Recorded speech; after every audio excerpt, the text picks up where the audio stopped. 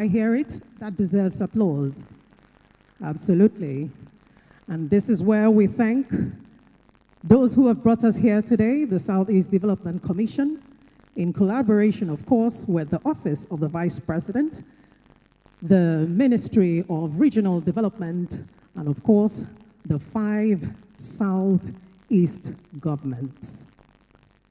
Ebere, I know you're here. Do you want to come on the mic? Or I continue with the next item we have here. Very well. To get this event off the ground and to keep it flowing, we know the Vice President has so much on his program for today, so it's our intention to allow him run off as quickly as possible. But at this juncture, we would like to have the breaking of the kola nut. Okay, so we'll go straight to the welcome remarks, and for this, would invite the Chairman of SEDC, Dr. Emeka Wogu, CON. Respectfully, to the lectern. Resounding applause will be very much in order at this time. Yes, it has a way of making them walk faster and helping them keep it at 2-3 minutes maximum. Thank you very much, sir.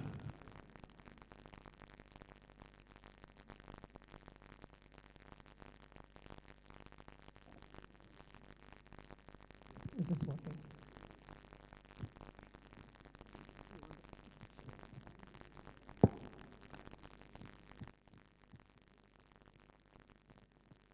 Your Excellency, our revered Vice President of the Federal Republic of Nigeria, Senator Kashim Shettima, GCON, Alan Goro, Host Governor, His Excellency Peter Mba, Governor of Enugu State. We have other governors here, but in no particular order of seniority. I wish to welcome my own dear governor, performing governor of Abia State, Dr. Alex Chioma Oti, OFR.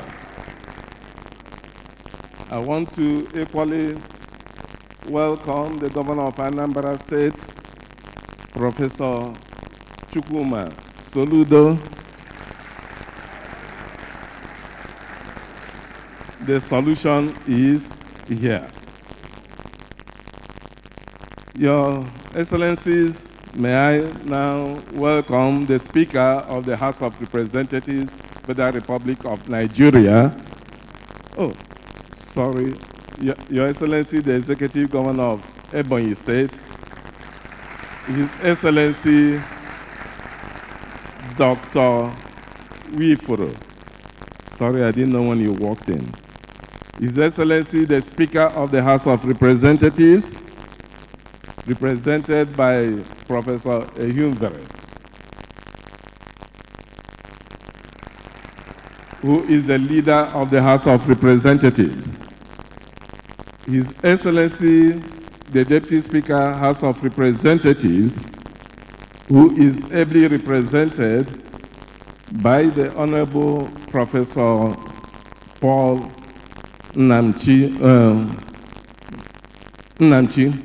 who is the Deputy Chair of our House Committee on SEDC. Distinguished senators and honorable members of the National Assembly here present, the honorable ministers of Federal Republic of Nigeria, present and past, particularly the honorable minister of the Rural Development, Alhaji Abubakar Momo, and his colleague, the Minister of State, His Excellency Megari. The special assistants and senior special assistants to Mr. President here present, all federal permanent secretaries here present, members of the diplomatic corps. Yesterday we had several ambassadors, including the ambassador of Kenya here in Nigeria. The MD of Southeast Development Commission, all heads of agencies of government and MDAs, and CEOs and captains of private sector here present. The board members, my colleagues on the SED board, executive and non-executive. And of course, I won't miss the President General of Ohaneze Ndi Igbo worldwide, Senator Mbata, our royal fathers and clergymen here present, ladies and gentlemen. I, on behalf of the board of the Southeast Development Commission, SEDC, extend our warm felicitations to all of you and to especially welcome His Excellency Senator Kashim Shettima, GCON, the Vice President, Federal Republic of Nigeria, and his entourage to the capital city of Enugu State, and the former Eastern Regional Capital, the Coast City, also known as 042. To the second day of the Southeast Vision 2050, to officially declare this event open. The theme of the event, the summit, is charting a shared path of sustainable prosperity for the Southeast.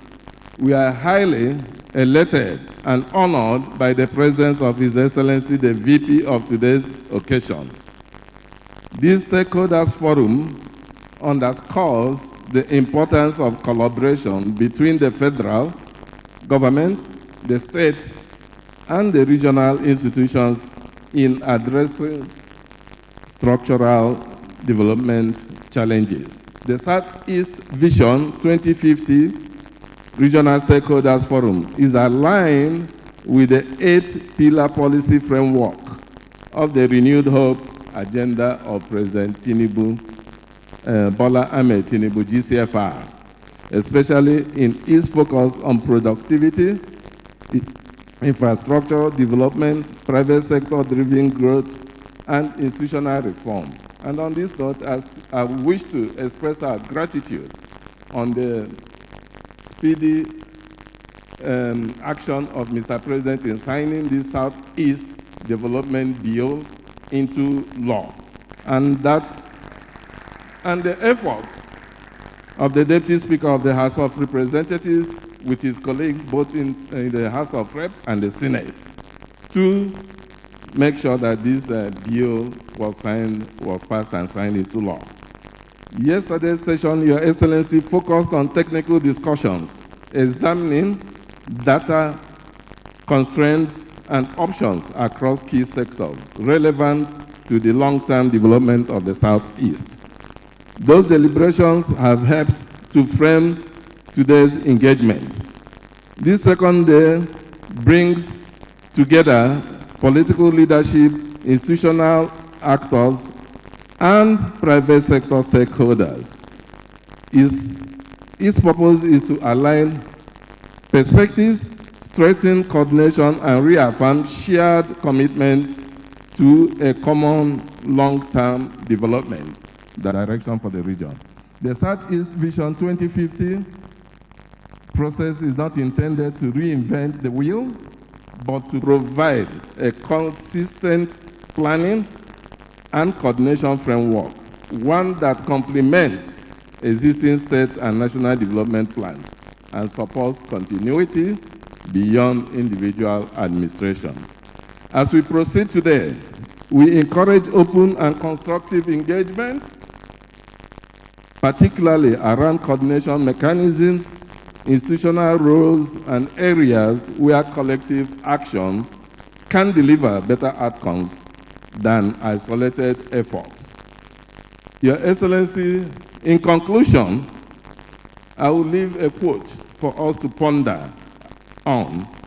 Collaboration is a key part of success of any organization, executed through a clearly defined vision and mission and based on transparency and consistent communication End of quote. Is Dennis Palawell that I'm quoting. We appreciate the time and attention of all participants, and we thank you for your continued support of the process. And before I round up, I want to especially thank the governor of Enugu State, the performing governor, infrastructural governor, for his hospitality. Not only yesterday, as the governor of Enugu State, he has given enormous support to our commission, right from our stakeholders' engagement last year. And on this note, congratulations for joining the big political family, the 10th APC. Thank you, congratulations, and welcome to the family. Ladies and gentlemen, I wish you God's blessings and smooth deliberation in today's event. God bless all of us. Thank you.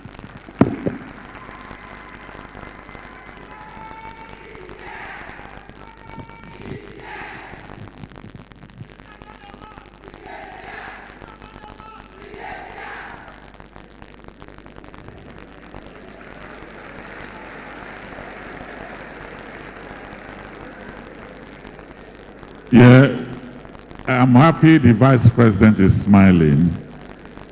When a man is moving the economy of the state from $4.5 billion to $30 billion, you are allowed to sing for him.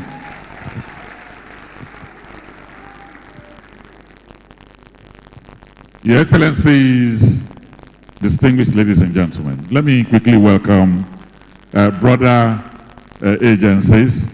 The chairman of NDDC is here, Mr. Chiedu Ebie, the managing director, Chief Samuel Ogboku, PhD, Senator Dimaro Deyab Bofa, all the management and board of NDDC.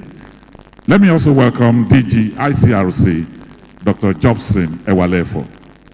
Your Excellencies, distinguished ladies and gentlemen, the managing director of this commission is a classic young man. He's a prophetic propeller, a vision dispenser, capable, wise, discerning, and intelligent. Let me welcome here Mr. Mark Okoye for the opening remarks.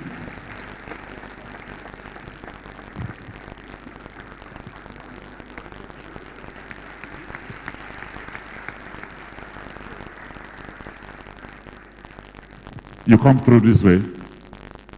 Okay, these are loud for now. When you are going down, you come here. Come. Just come. Just come, don't worry. You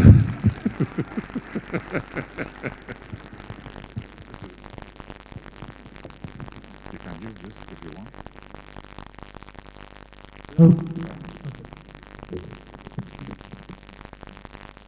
Your Excellency, the Vice President of the Federal Republic of Nigeria, Your Excellencies, the governors of the Southeast states in Nigeria, and also my political leaders in the Southeast, the Honorable Ministers here present, the Ambassador of Kenya to Nigeria here present, please permit me to stand on all due and existing protocols. For the want of time, I will proceed to my speech.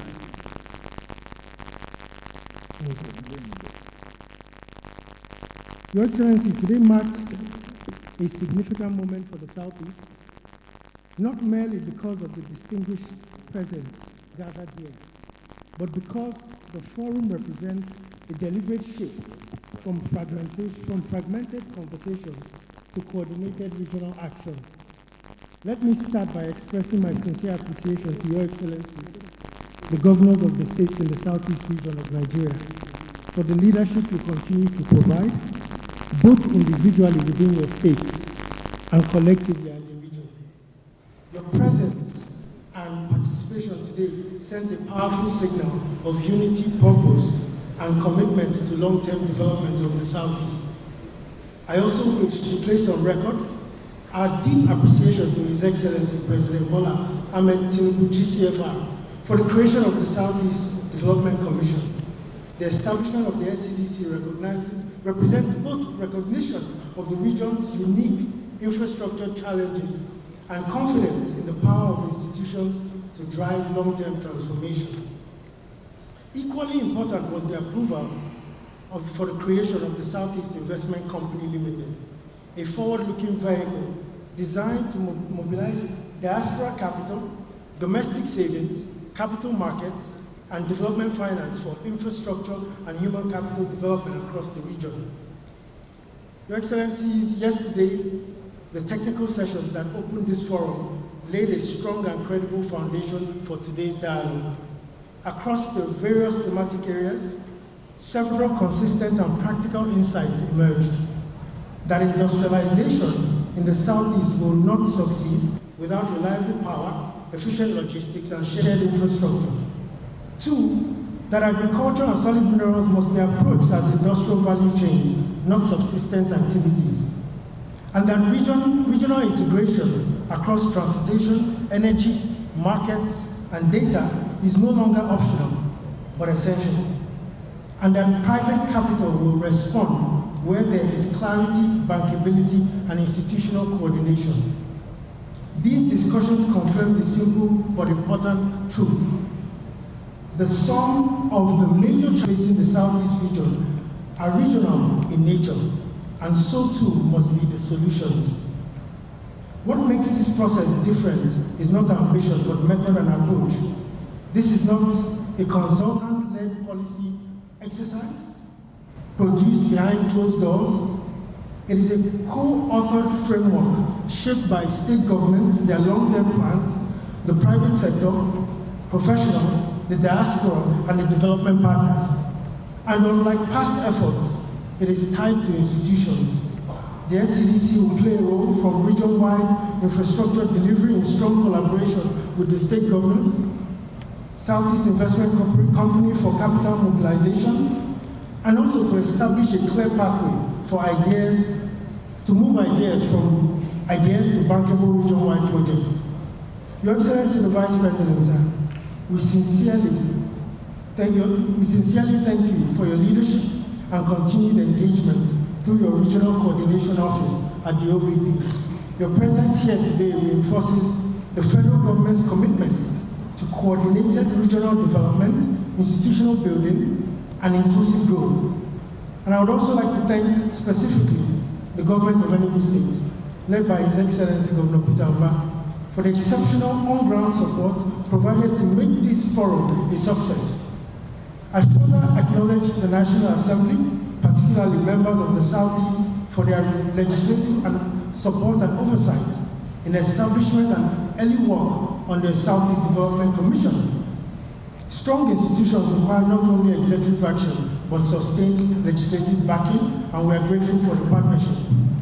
Permit me as well to express our profound gratitude to our parent ministry, the Federal Ministry of Regional Development, under the leadership of Engineer Abubakar Momo and His Excellency Uba Maigari Amadu, the Honorable Minister for State, for their steady guidance and alignment to national priorities under the renewable agenda. Your Excellencies, in March 2025, the board and the management of SCDC visited every single state government in the region. We did not go with a plan, we went to listen. Across those engagements, a remarkably consistent message emerged that infrastructure, power, connectivity, and regional coordination, rather than reaction, represent the most suitable pathway to stability, prosperity, and inclusion. Vision 2050 is a response to that collective wisdom by the region's leadership, which is our governance. In shaping this framework, we studied regions around the world which face deep historical grievance, identity tension, and economic disruption. And yet, they chose a different path. One of such examples is the Basque region in Spain. For decades, it grappled with anger, fragmentation, and conflict. But what changed its trajectory was not the absence of grievance, but the decision to channel that energy into institutions, industrial policy, regional coordination, and competitiveness. And the lesson here It's not that history disappears. The real lesson is that regions progress when they convert grievance into structure, anger into institutions, and identity into productivity. That insight informed the work we commenced yesterday. The Southeast Vision 2050 is therefore intended to be a shared framework, co-authored by all of the Southeasterners, jointly implemented over the next 25 years. Your Excellencies, as you know, plans do not transform regions or states. It's execution and capital that does so. And this is why this week's conversation extends beyond planning to financing, project preparation, and investment mobilization. For our Excellencies, the governors, this means aligning the state priorities around shared infrastructure and region-wide projects, as you had advised me when we visited you. For the private sector and the financial institutions, it means partnering early to shape projects that are both impactful and investable. And for the diaspora who are here represented, it means moving from remittances to structured investments and expertise and long-term partnerships. And for us, the Commission, it means discipline, transparency, collaboration, and delivery. In essence, government's role is to set direction, institutions provide structure, the private sector brings scale, and the diaspora brings capital and global perspective. To our traditional rulers and our cultural organizations, including the Ohanes and Igbo worldwide, your role in sustaining unity and legitimacy remains indispensable. To academia and professional bodies, your rigor and evidence must anchor this vision. To the women and youth, this future must work for you, or else it will not work at all. And to our diaspora who are here represented, 70 of them who flew in for this event, your engagement affirms that the Southeast future will be built both home and abroad, but together. Distinguished guests, and the Southeast Vision 2050 is not a declaration of arrival, it's just a declaration of intent. An intent to coordinate rather than fragment, to plan rather than react, and to build institutions rather than personalities, and to pursue development as the most enduring form of justice. In the coming months, Your Excellencies, this forum will translate into a prioritized pipeline of region-wide projects, a financing strategy, and a shared implementation framework. Forgive me, Your Excellencies, I think months is too long. We will deliver this document in probably 6 to 7 weeks, even if we have to roll up our sleeves, drink endless coffee, and sleep only 2 hours a night. So I'm giving you my word, Your Excellency, that in 6 weeks, we'll have the first draft of this document. Your Excellencies, our governors, thank you so much for what you do and how you continue to inspire us. Like I said, people who don't believe that the regional coordination has already been working amongst them. The last December is evidence for everyone to see. We had the most peaceful December with the most people coming in for the last 5 years. And this is down to the amazing work of our 5 governors of the Southeast. So to that extent, I say, once these initiatives are aligned and they're disciplined and committed, we believe that the Southeast will not only recover, it will compete, it will contribute, and it will lead. Thank you very much. God bless the Southeast. God bless the Southeast. Thank you very much. We can keep that applause going for the remarkable Mark Okoye, MD, CEO of the Southeast Development Commission.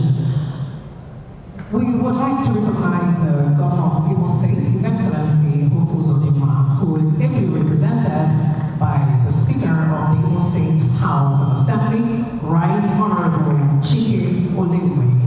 Do I hear your applause? Welcome. Send our regards to Mr. Governor. For the next 10 minutes, we shall be listening to the paper, aligning regional visions with national priorities, ensuring policy coherence and continuity. And to help us handle that, we have the Senior Special Assistant to the President on Regional Development Programs. She's making her way already, Dr. Miriam Tefitome Mashar. Make that applause louder. Let's be generous with this. Come on. Thank you.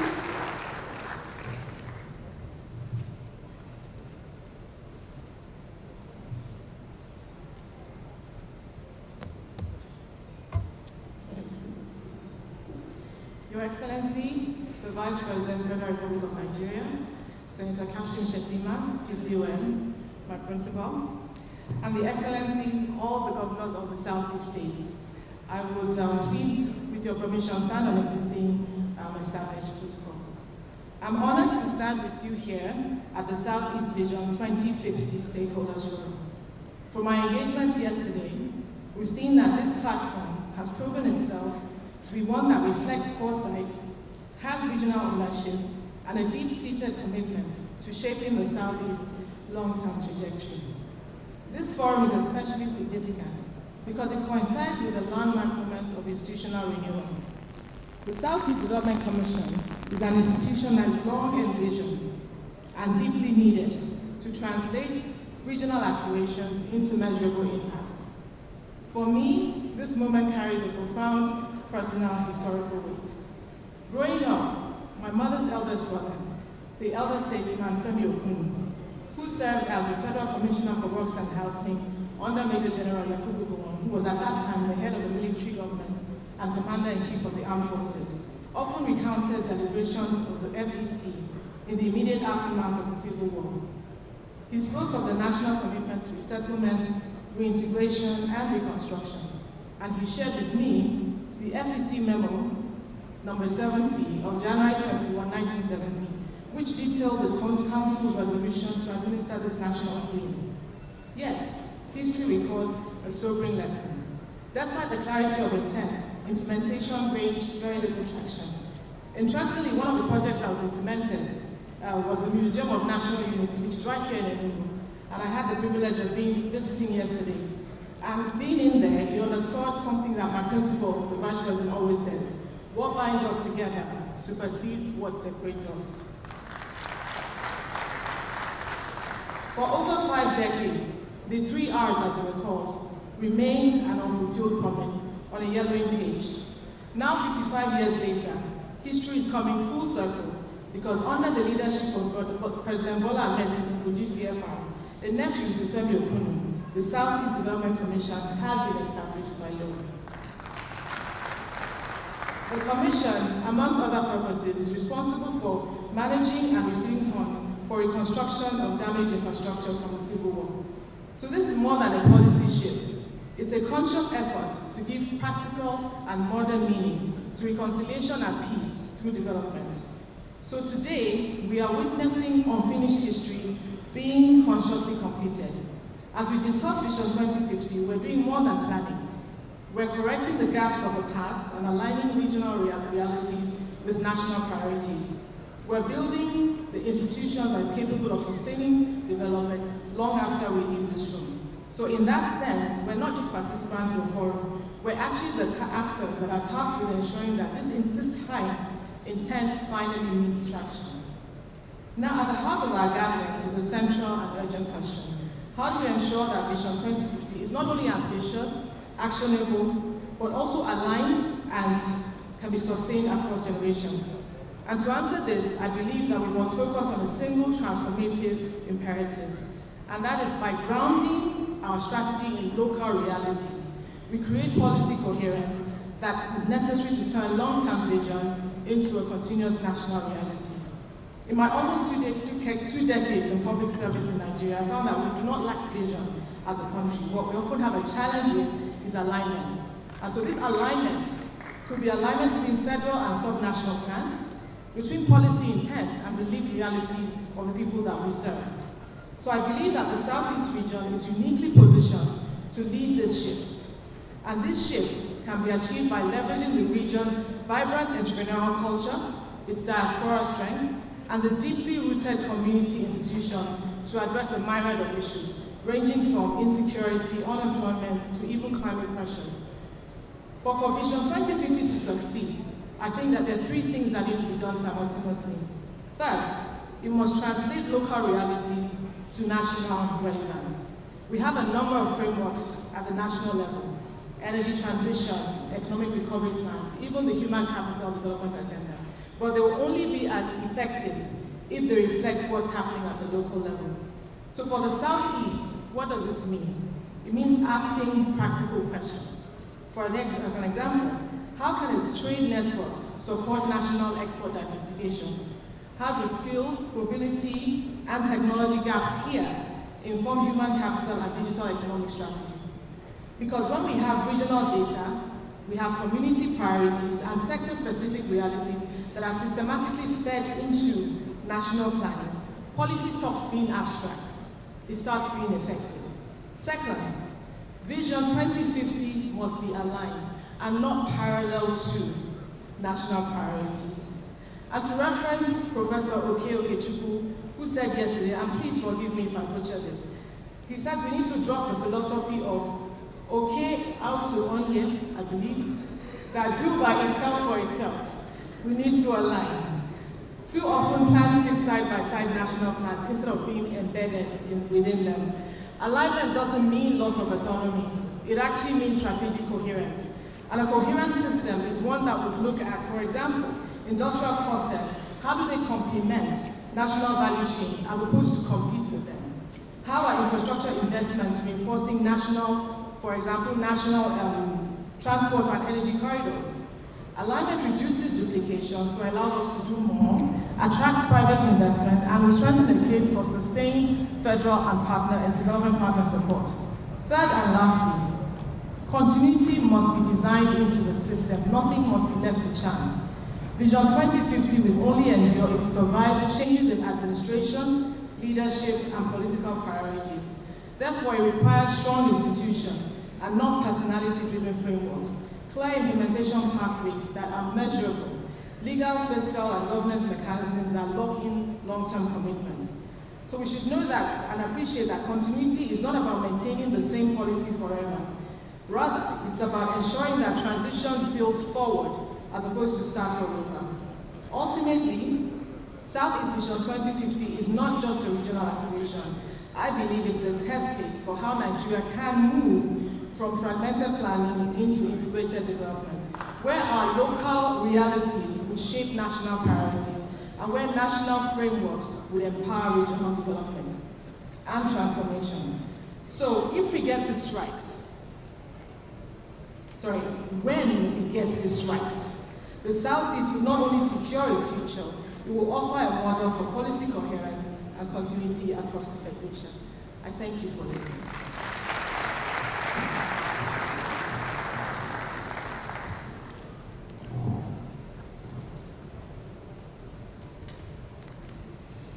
There's a special senior assistant to the President on Regional Development, Office of the Vice President. Let's appreciate her. A well-educated woman, Dr. Miriam Temitope Macha, from Unilag to Johns Hopkins to Oxford, a well-rounded woman. Thank you very much.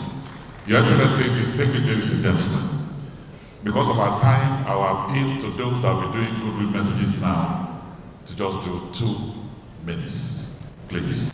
And we are kicking off with the President General of Organized People Worldwide. Let me welcome here the Senator John Azuka Matani.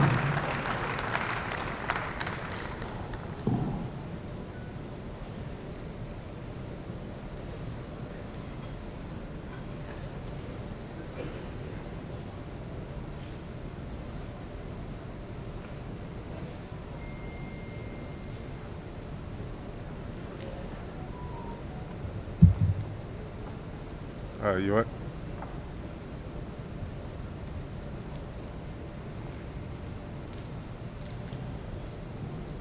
Your Excellency, the Vice President of the Federal Republic of Nigeria, Your Excellency, the Governors, Governor of Enugu State, my landlord, Governor of Ebonyi State, Governor of Anambra State, Governor of Abia State, and the representative of the Governor of Imo State.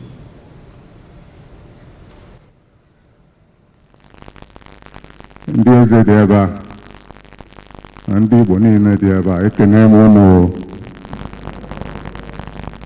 Igbo kwenu. Ndị Igbo nọkwa ebe a. Igbo kwenu. Igbo kwezuonu.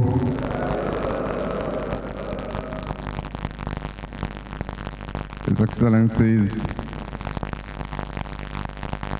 I'm honored to address this distinguished assembly at the Southeast Development Commission Vision 2050 Regional Stakeholders Forum.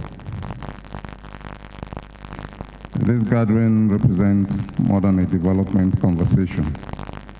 It is a moment of reflection, renewal, and renewed commitment to the future of the Southeast within a united Nigeria.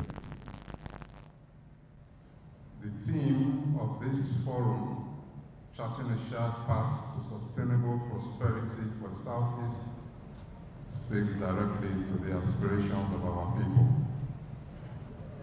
It reminds us that development is not only about infrastructure and economics, it's also about trust, inclusion, and a shared sense of belonging in the national project. The Southeast has contributed immensely to Nigeria's growth through enterprise, innovation, and resilience. Yet, it will be dishonest not to acknowledge that over the years, feelings of exclusion, neglect, unresolved grievances have taken root in parts of our region and our subconsciousness. These sentiments, if left unaddressed, can weaken national cohesion. It is in this context that the Southeast Development Commission assumes profound significance.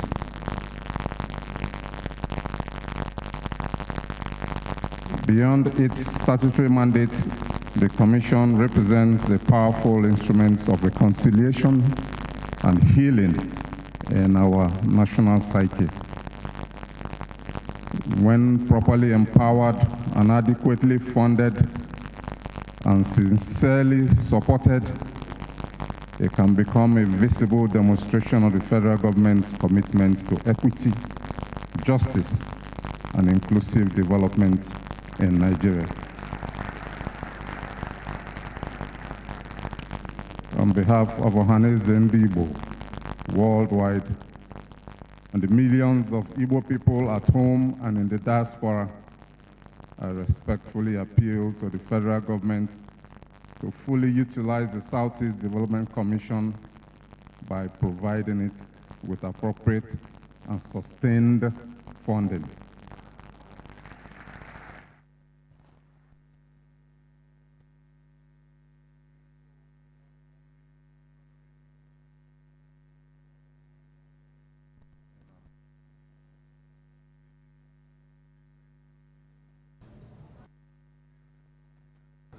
And healing old wounds in Igbo land.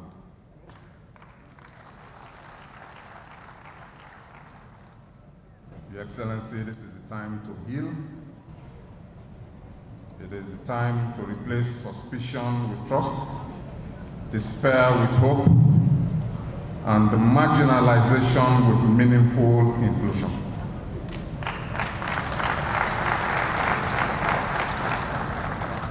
Development, when sincerely pursued, is one of the strongest tools for peace and national unity. As stakeholders, we equally bear responsibility. We must support the Commission with ideas, oversight, and partnerships, as well as accountability. We must ensure that it is intervention and people-oriented, people-centered. It must be transparent and impactful. Must reach our communities, empowering our youth and restoring faith in public institutions. Let Vision 2050 mark a turning point, a future where the Southeast is fully integrated in Nigeria's development agenda, not in words alone, but in visible action.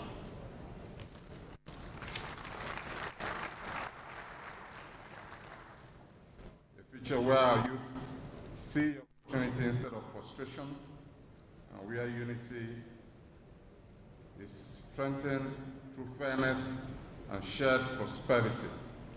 I thank you all for your commitment to this historic endeavor. God bless the Southeast. God bless the Federal Republic of Nigeria. Thank you very much.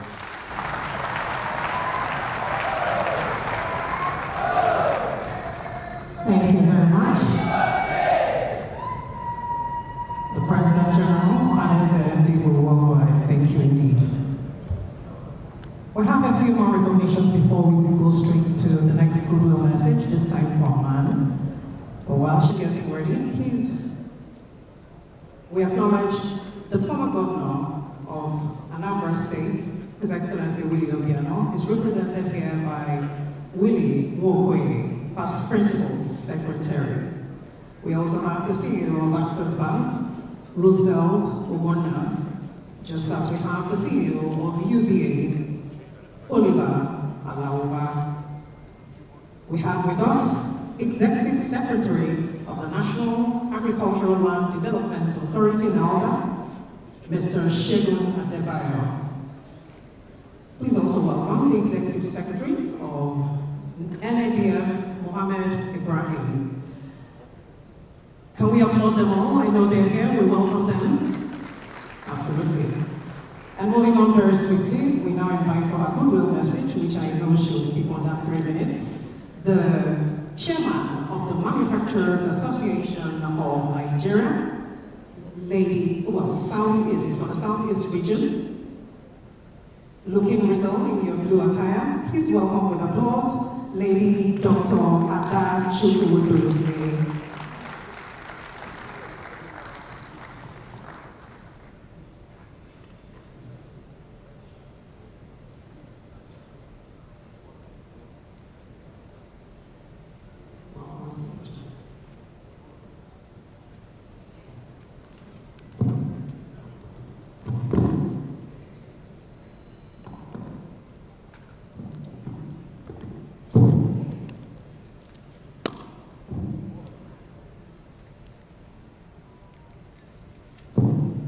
Your Excellency, the Vice President of the Federal Republic of Nigeria, distinguished Senator Kashim Shettima, GCON. Your Excellencies, the Executive Governors of the Southeastern States must fully acknowledge the host governor and my own governor and brother, and of course, the governors of Abia, Ebonyi, and Imo. You have my full respect. Leaders of the National Assembly, distinguished ministers, board and management of Southeast Development Commission, captains of industry, ladies and gentlemen, on behalf of the Manufacturers Association of Nigeria, Southeast, I congratulate the Southeast Development Commission, the Office of the Vice President, the Ministry of Regional Development, and the Southeast State governments for convening this historic forum. It is timely, very necessary, and quite strategic. The Southeast is one of the most entrepreneurial regions in Africa. Our people build, trade, innovate, and create. I speak today on behalf of manufacturers in the Southeast, those who invest, produce, employ, and export, often under some of the most challenging operational conditions in the country. Yet, the truth must be told. Our industrial potential is highly constrained by infrastructure gaps, high cost of energy, weak logistics, limited access to long-term finance, and fragmented regional coordination. Despite these challenges, the Southeast already possesses strong advantages, which are the highest concentration of indigenous manufacturers,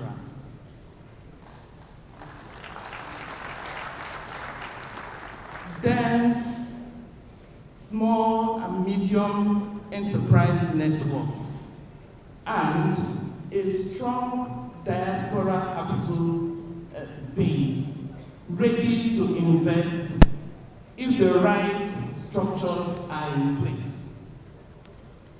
I must say that manufacturing is not trading. Manufacturing is long-term, capital-intensive, productivity-driven, and remains one of the strongest drivers of sustainable development and growth. If Nigeria is to industrialize, the Southeast must industrialize.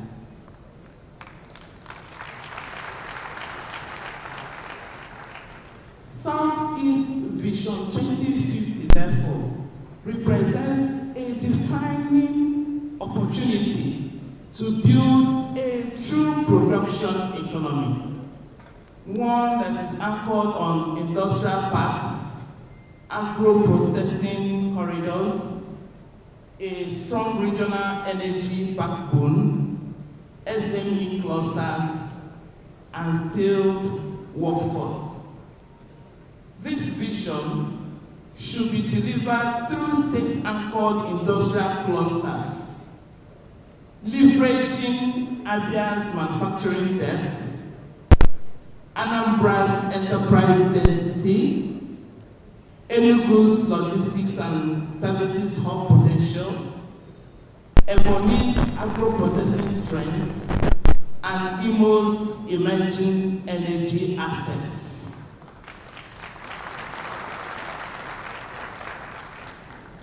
Our clear ask is simple: prioritize reliable and affordable energy, shared industrial infrastructure, and patient long-term finance as the foundation of this vision.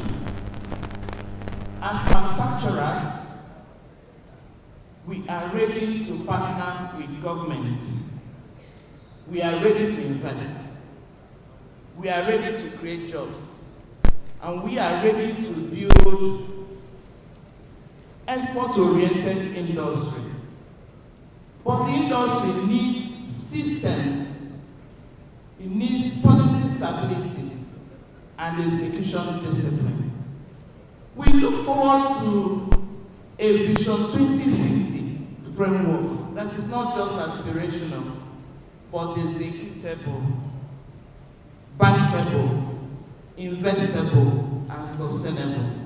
One that can translate our enterprise energy into industrial power and shared prosperity. The Manufacturers Association of Nigeria Southeast stands fully committed to this journey and pray that this forum will mark the beginning of a new era of coordinated, competitive, and inclusive growth for our region. Thank you very much.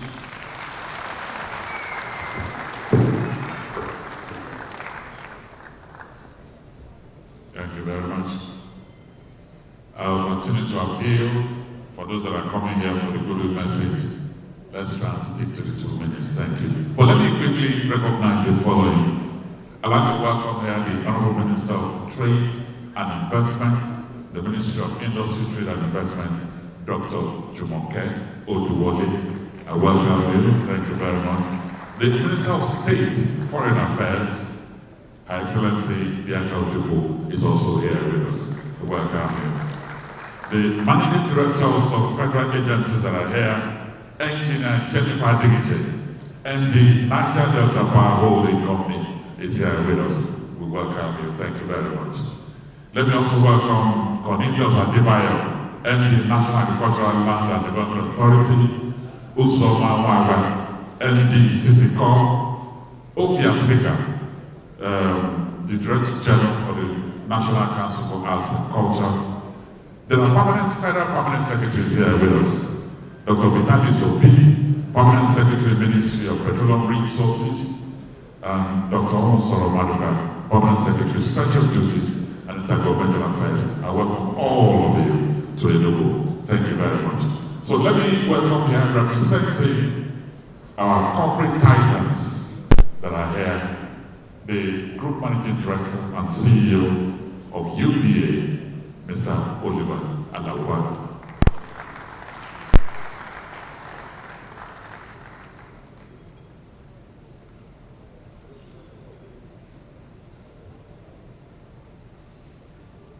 This way, this way.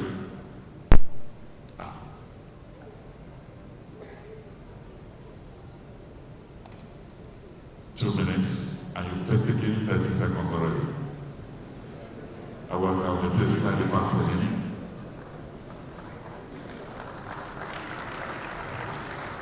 They want to take you, that's why they're clapping for you. Your Excellency, the Vice President of the Federal Republic of Nigeria, most distinguished Senator Kashim, GCON, the governors of all the southeastern states here, the governor of Enugu State, Abia State, Anambra, and Ebonyi. The honorable ministers, I've seen many political leaders from Southeast, business leaders from Southeast, traditional leaders from Southeast, and religious leaders from Southeast. Distinguished ladies and gentlemen. So I speak as the GMD of UBA and the chairman of Bank CEOs. I also speak as a member of the corporate Nigeria today. So my question is, what does the corporate Nigeria need from Southeast? And what can the corporate Nigeria give to Southeast? I think what we need most is peace.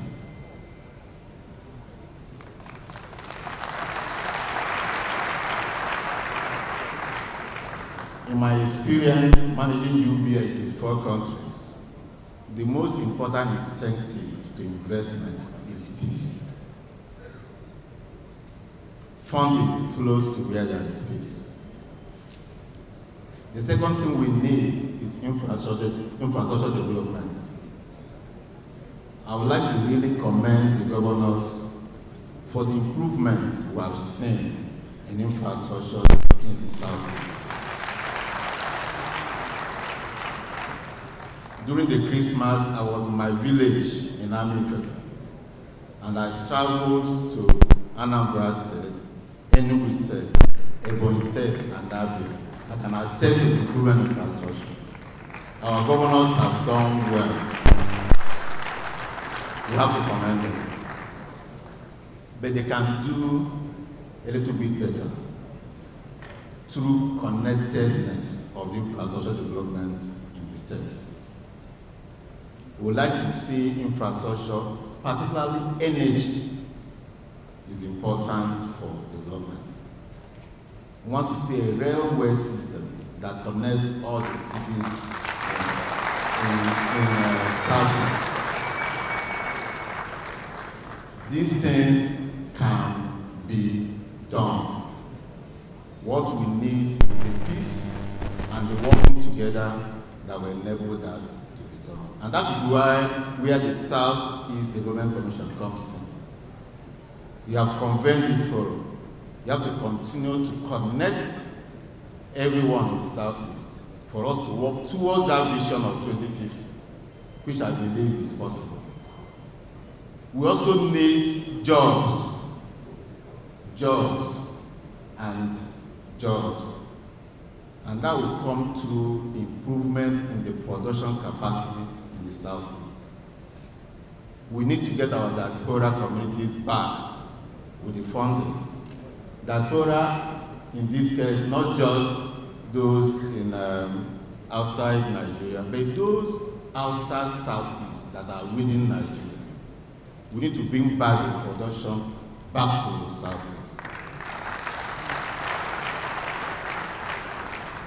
What can corporate Nigeria give? We can provide funding for these projects. Once the projects are bankable, once the projects are clear and measurable, we can provide the funding for these projects to happen. I would like to say that the commitment I've seen, even in this room today, shows that it is possible for the federal government, the state government, the Southeast Development Commission, and indeed the private sector to work together to ensure a viable Southeast. Thank you very much.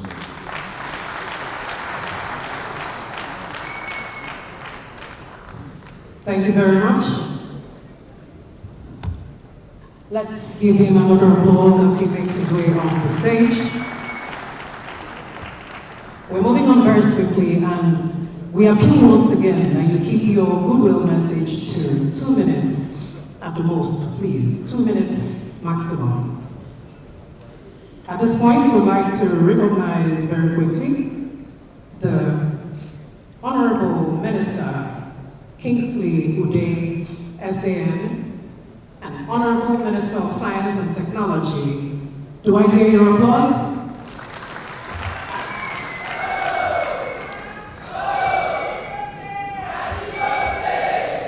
Okay, that does it. Moving on very swiftly, we'll take our next goodwill message, this time a representative from the diaspora. Please welcome the CEO of Umuibo Unite, speaking of Madam Ijoma Okoli. Madam Ijoma, are you here? Okay, it will be a long walk, but I know you'll make up for the distance by keeping it at 2 minutes, just so that I don't hover around your shoulder. An applause will make her steps faster. Thank you very much.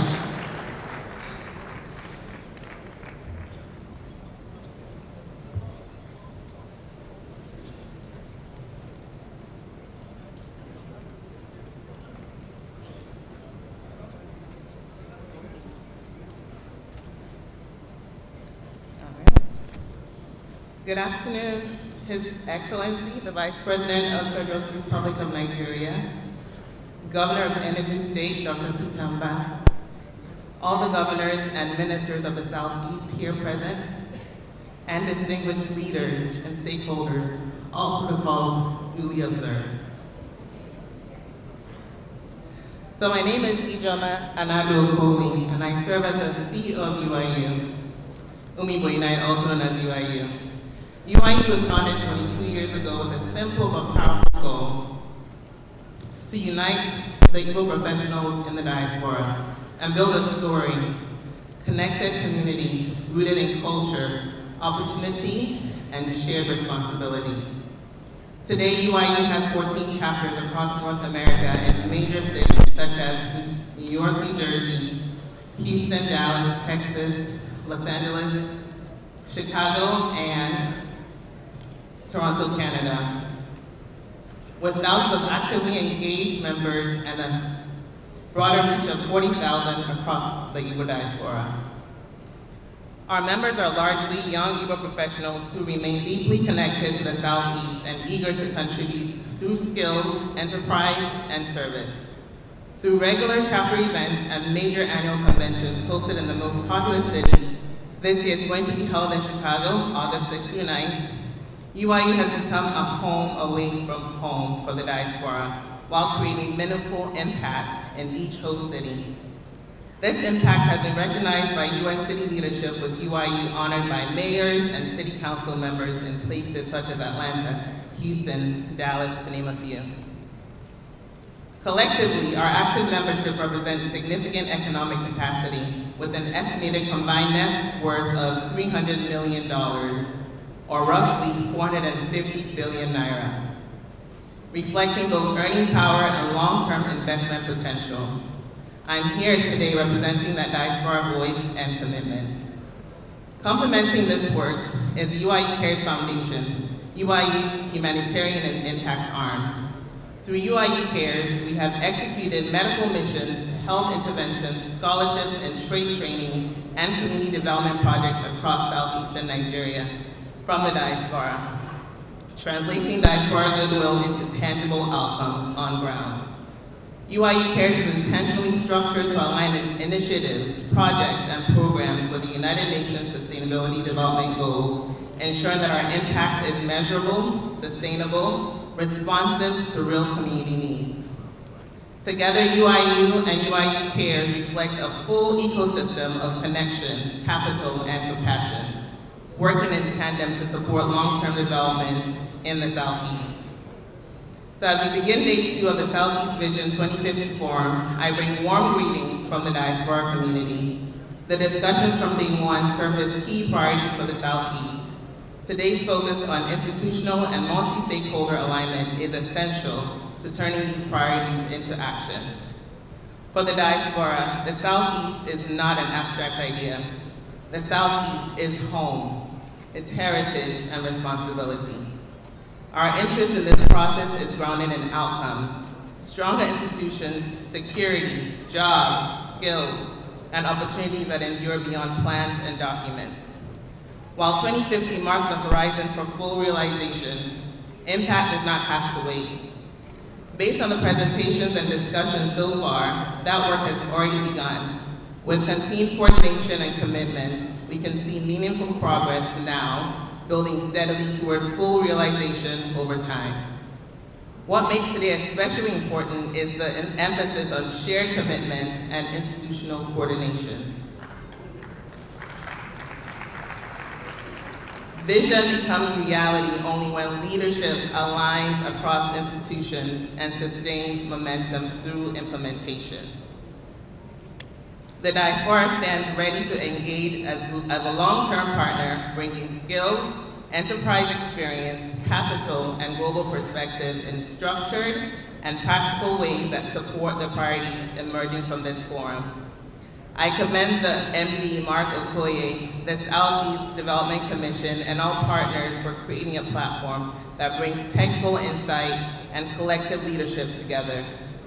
This is a defining moment, and how we align now will shape what is possible for the Southeast today and for future generations. Unyaya na nwanne, let no one leave their brother or sister behind. Thank you and God bless you.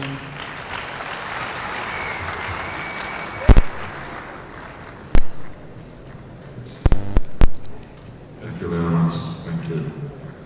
Your Excellencies, distinguished ladies and gentlemen, I'd like to welcome, in the spirit of collaboration, all the MDs and executive directors of the Northwest Development Commission, North Central Development Commission, Southwest Development Commission that are here. Can we put our hands together for them, ladies and gentlemen? Thank you very much. Thank you.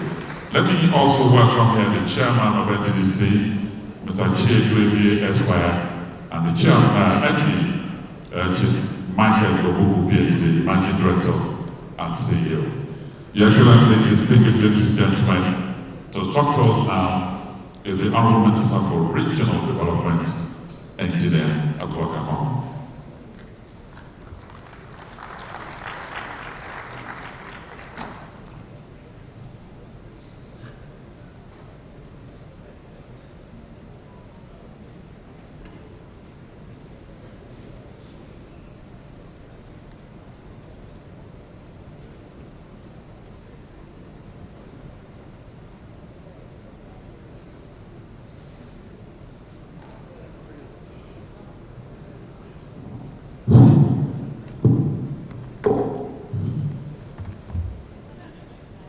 Your Excellency,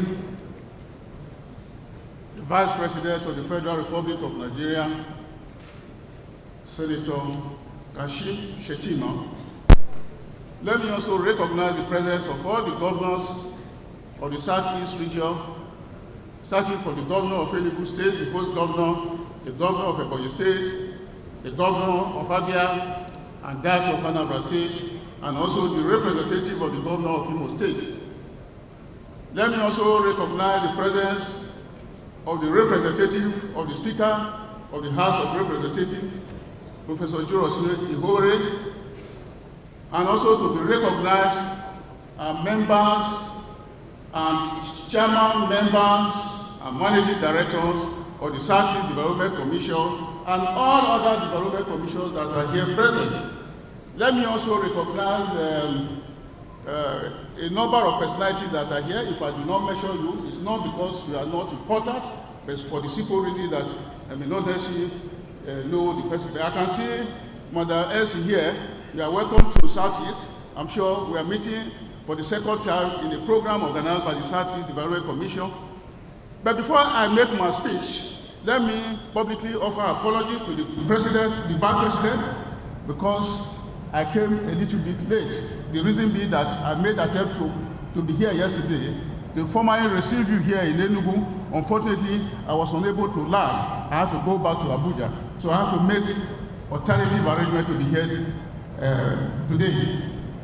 Let me say that I am privileged and honored to welcome and address this distinguished gathering of Southeast stakeholders, which without doubt is a defining moment in the development trajectory of the Southeast region and indeed of our nation. This forum is not only a ceremonial event, it is also a strategic summit and a deliberate effort to move the Southeast from fragmented, short-term development intervention to a more coherent, long-term regional vision anchored on evidence, inclusion, and shared ownership. Needless to say that this is an opportunity for Southeast stakeholders to own the Commission and utilize it to effect meaningful development in the region. Under the leadership of His Excellency President Bola Ahmed Tinubu, GTFR, the federal government has made it clear that regional development is central to national prosperity. The establishment of Southeast Development Commission is not symbolic. It is an institutional commitment to coordination, integration, and sustained impact. The Southeast Vision 2050, 2015, is built steadily on this commitment. The Southeast is uniquely positioned within Nigeria's development landscape. For example, Abia State with Abia as a manufacturing and SME hub represent the region's strength in light industry, craftsmanship, and enterprise formalization. Anambra State stands out in commerce, logistics, innovation, and private sector-driven growth supported by strong urban centers and market networks. Ebonyi State contributes significantly to agriculture, solid mineral, and food systems with growing relevance in agro-processing and value chains. Enugu, of course, our host, remains central to institutional coordination, energy transition, dialogue, education, and regional administration. Imo State combines human capital depth, technology adoption, and diaspora linkages, positioning strongly in knowledge-building sectors. It is therefore expected that the Southeast Development Commission would privilege on above areas where the region has cooperative advantages to advance the cause of development in collaboration with state governments. This brings to mind to say that development commissions are not another layer of government, but they are agencies under the federal government to collaborate with state government and local government. Therefore, the idea of competing with state government address of them should be ruled out completely. Notwithstanding their goal, the region continues to face structural constraints, infrastructure gaps, youth unemployment, security challenges, degraded regional ecosystem, limited regional integration, and weak coordination frameworks that prevent the full protection from being realized. It is my hope that SEP 2050 will confront these realities, not with rhetorics, but with deliberate planning, institutional clarity, and long-term discipline. This initiative recognizes a simple truth: no region can sustainably develop through isolated projects alone. What is required is a shared vision supported by strong institutions and collective commitment. The structure of this forum is intentional, sequencing technical dives before political alignment. The SEP 2050 process reverses an old pattern where politics precede evidence. Instead, leadership here is being invited to respond to stakeholder validated priorities grounded in data, feasibility, and inclusion. This approach reflects a maturity in regional planning, one that aligns fully with the renewed hope agenda of this administration, which prioritizes sustainable growth, institutional framework, and shared prosperity. This is not a static plan. It is a living framework designed to evolve while maintaining strategic discipline. The federal government, through the Ministry of Regional Development, stands fully committed to supporting this process through coordination, policy alignment, and sustained engagement.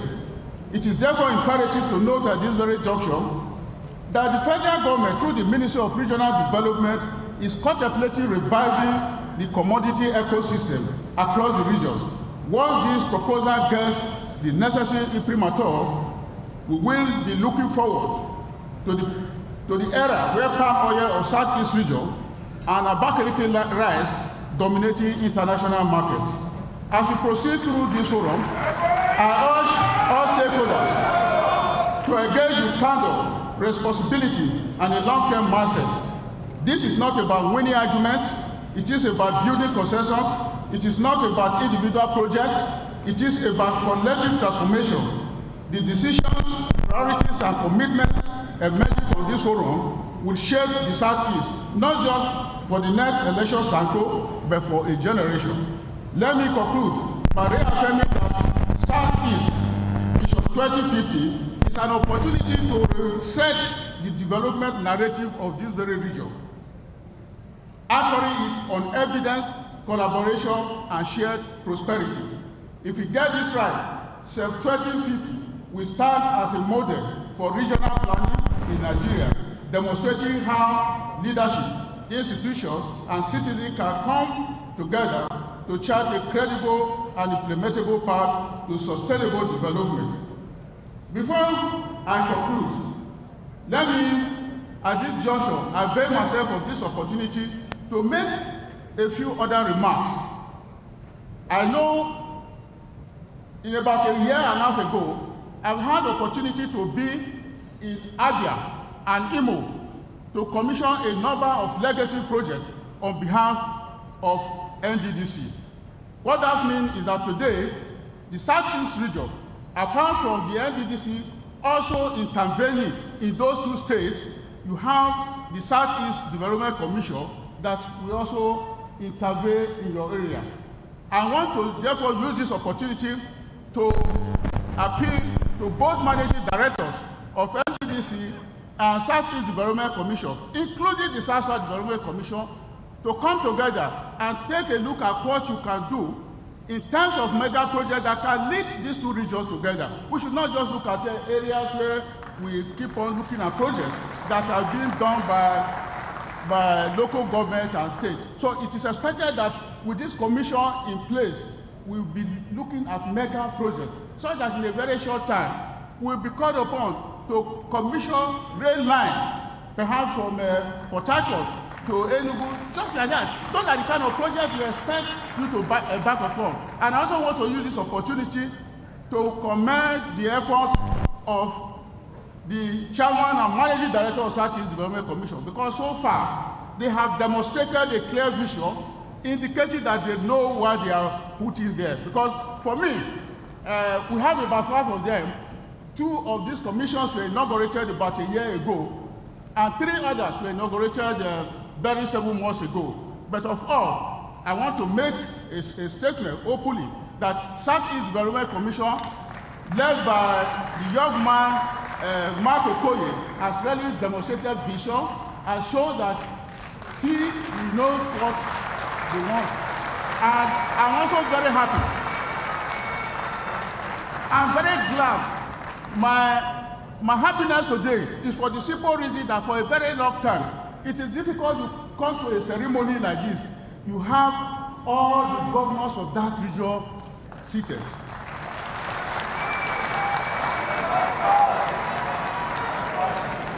Three days ago, I was in Kaduna for a similar project. Not that I'm reporting, because when we left, I know some persons who spoke after us. They also made that remark, but we didn't have one of the governors. The implication of what is happening here today is that the people of Southeast region believe that this commission is their own and they are ready to own it. Once again, I have to thank you and with this forum, productive deliberation and enduring outcome. Thank you very much. God bless you, and thank you, the Vice President, for honoring us to be here in person. Thank you very much.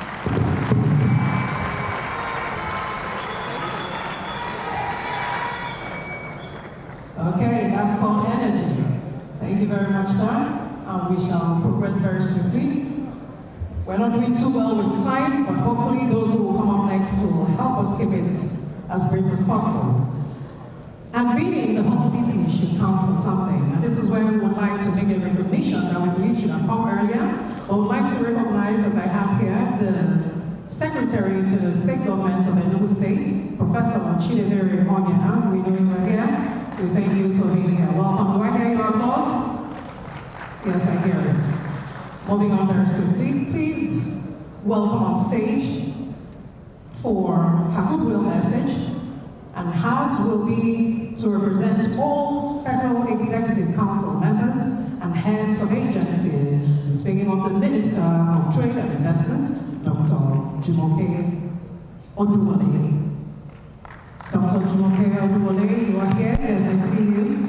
Please make your way. Okay, that's the shutter right. Resounding applause will be very much in order.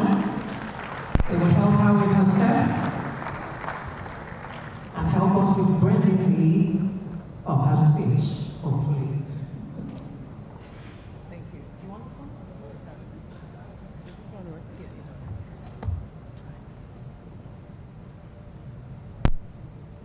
Your Excellency,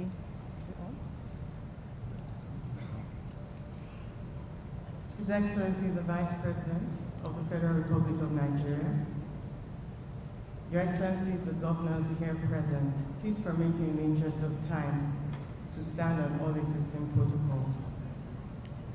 Today's Southeast Vision 2050 Regional Stakeholder Forum is an important strategic step in aligning ambition with execution.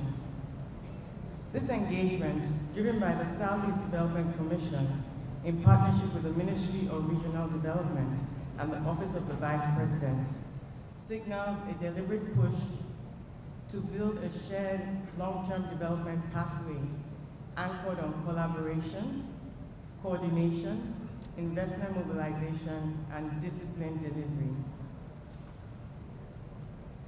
The vision will be measured by outcomes in the real economy, such as jobs created, firms that scale beyond micro-level investments and that manifest from announcements, value chains that deepen from production to trade. This is where the mandate of the Ministry of Industry, Trade and Investment aligns with the vision. Industrialization, investment facilitation, and export competitiveness. I was really delighted to listen to the regional chair of the Manufacturers Association of Nigeria. The economic diversification that will lift our people into prosperity. The Southeast already has many of what many regions are trying to build. Dense entrepreneurship, trading networks, prolific industrial clusters that already produce at scale, and that is an incredible asset. Your well-known markets and manufacturing clusters show how local specialization can drive jobs and value creation when infrastructure and finance are aligned.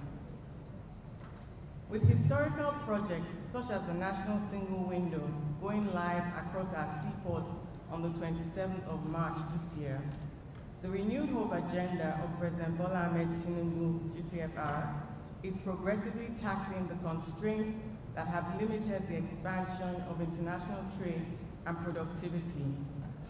Improved energy, trade facilitation and logistics, access to affordable finance, and standards and quality infrastructure, land and industrial park readiness, and coordinated policies of government across institutions.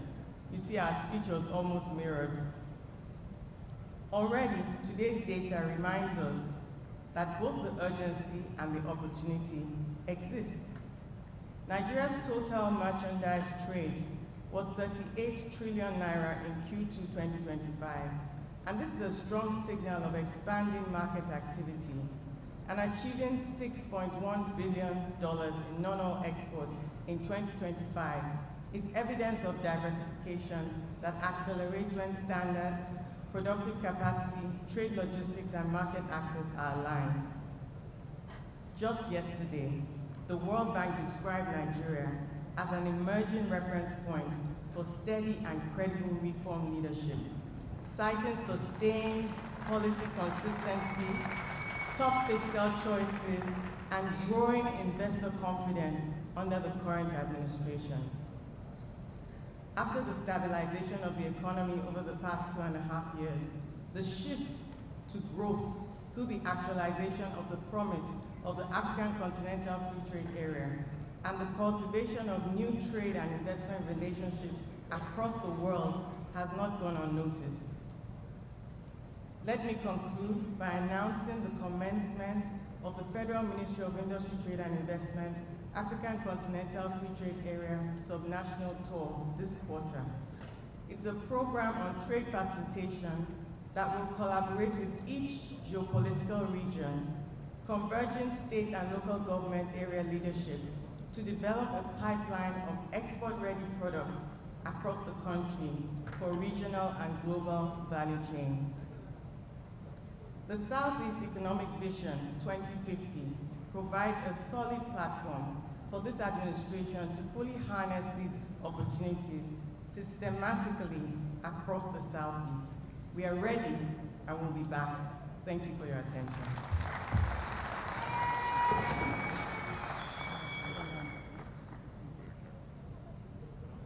Thank you very much. The Honorable Minister for Trade and Investment, can we put our hands together for our ladies and gentlemen?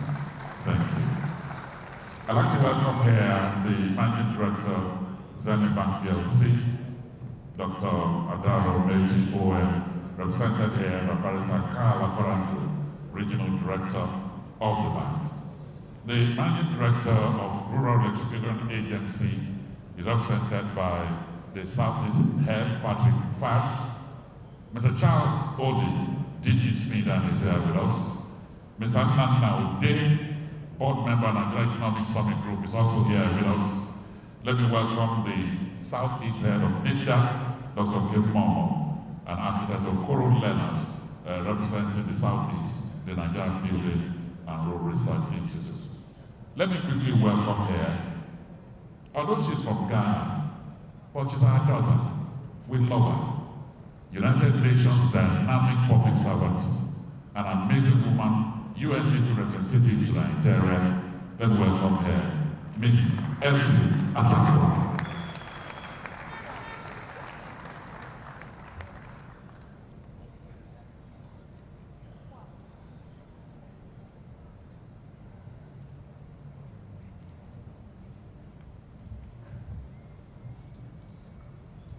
As a true daughter of the soil, I came in my aquatic.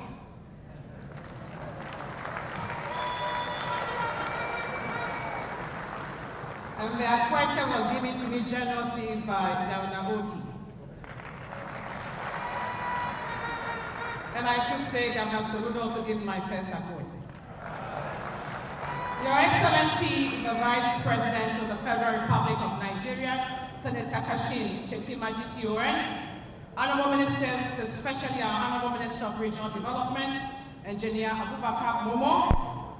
Let me recognize our distinguished governors here, especially our host governor, Governor Mba, Governor Oti, Governor Soludo, Governor Wifuru, Governor Uzodima represented here, all our leaders who are here, my very good friend Mark Okoye, and let me stand on existing protocols. I've been asked to do a keynote, so permit me, and I was given 15 minutes to do that. I'll try to run through this very, very fast. Good afternoon to you all. Good afternoon to you all. This is not just another stakeholder forum. This is once-in-a-generation planning moment. For the first time in Nigeria's development journey, regional development is being deliberately elevated as a pillar of national development through the federal government's establishment of a dedicated Ministry of Regional Development and strengthening regional development commissions, including the Southeast Development Commission, and their explicit linkage to national economic coordination. I want to commend His Excellency the President, and I also want to commend His Excellency the Vice President for this bold and necessary shift. It signals a recognition that Nigeria's development challenge and opportunity will be won or lost in its regions. Now, as UNDP, we are pleased to contribute because of our long-term experience in this area, supporting governments with implementable frameworks, investment pipelines, and building systems that keep plans alive across political cycles. Southeast Vision 2050 is not simply a regional plan. It is a challenge to prove that Nigeria can plan, Nigeria can finance, and Nigeria can deliver at scale through its regions. Let me try to segue a bit into why this matters for the region and the opportunities in Southeast. I know a number of people have spoken to that, and I might be preaching to the converted, but permit me to say a few words. Before we speak about planning horizons and institutions, we must be clear about what is at stake. The Southeast is not starting from zero. It is one of Nigeria's most distinctive economic regions, built on enterprise, resilience, reinvestment, and competitiveness. It hosts one of the largest indigenous apprenticeship and mentorship systems in the world, an informal but powerful venture incubation model that has produced generations of manufacturers, generations of traders, and service entrepreneurs. It has one of the highest concentration. Am I using two speakers? Seems a bit loud, but I hope it's fine. It has one of the highest concentration of high net worth individuals in the country, many of whom built wealth through scalable trade and manufacturing and continue to reinvest through diaspora networks. Each state brings complementary strengths. Abia with Aba remains Nigeria's heartbeat of indigenous manufacturing.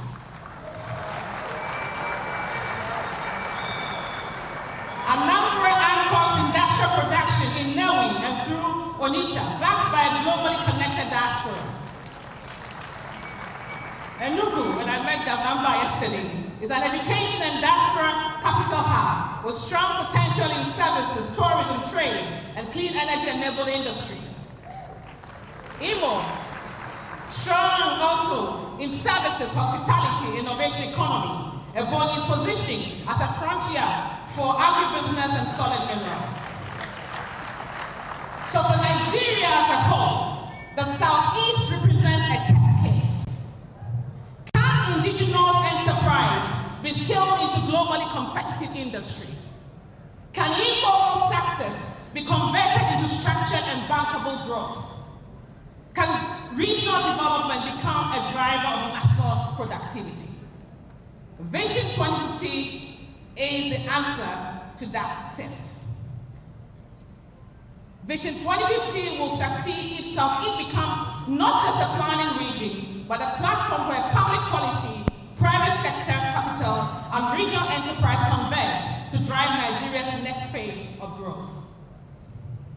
Now, let me now go a bit into what a 25-year regional vision truly entails. What should it entail? A 25-year regional vision is very different undertaking from a 3 to 5 year medium-term development plan. Across the world, we see a consistent pattern. Countries that succeed over long horizons do not just imagine the future. They engineer the path to get there. A credible long-term regional vision must do 3 things, difficult things, at once. First, it must balance aspiration with realism. Ambition without realism leads to disappointment. Realism without ambition leads to stagnation. The act of long-term planning lies in setting a direction that stretches capacity, while sequencing reforms and investments in a way that institutions can actually absorb. 2, it must outlive political cycle. A 25-year vision will span at least 6 or 7 electoral cycles. Without institutional anchors, it will fragment, stall, or be quietly abandoned.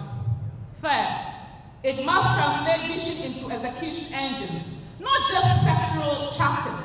Long-term plans that succeed are organized around how transformation will actually happen, not just what we want to see change.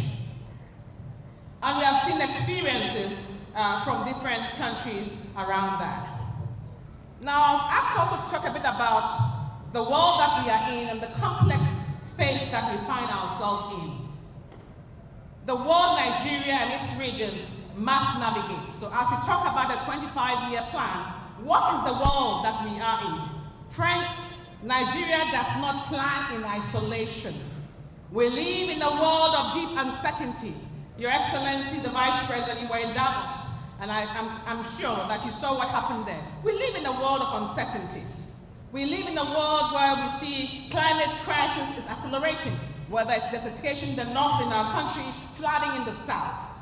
We live in a world where we are seeing demographic transformation.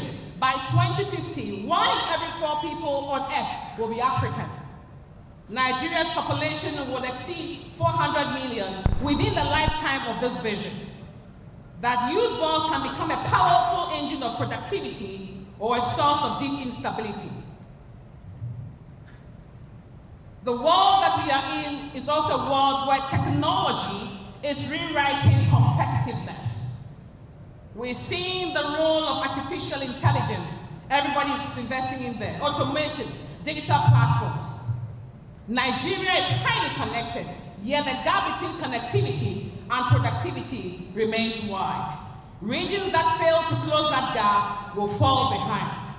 And finally, we live in a world that increasingly minerals and geopolitics intersect. Lithium, cobalt, copper, rare earth are now strategic assets. And we see how everybody's running now to Africa, trying to get a hold of some of these minerals. This is why long-term planning is no longer a luxury, it is a survival strategy, not only for Southeast, not only for Nigeria, but as the daughter of the soil in Africa, it is also important for the region. So what have we learned? What have we learned very quickly? What have we learned? What are the global lessons we've learned across many spaces?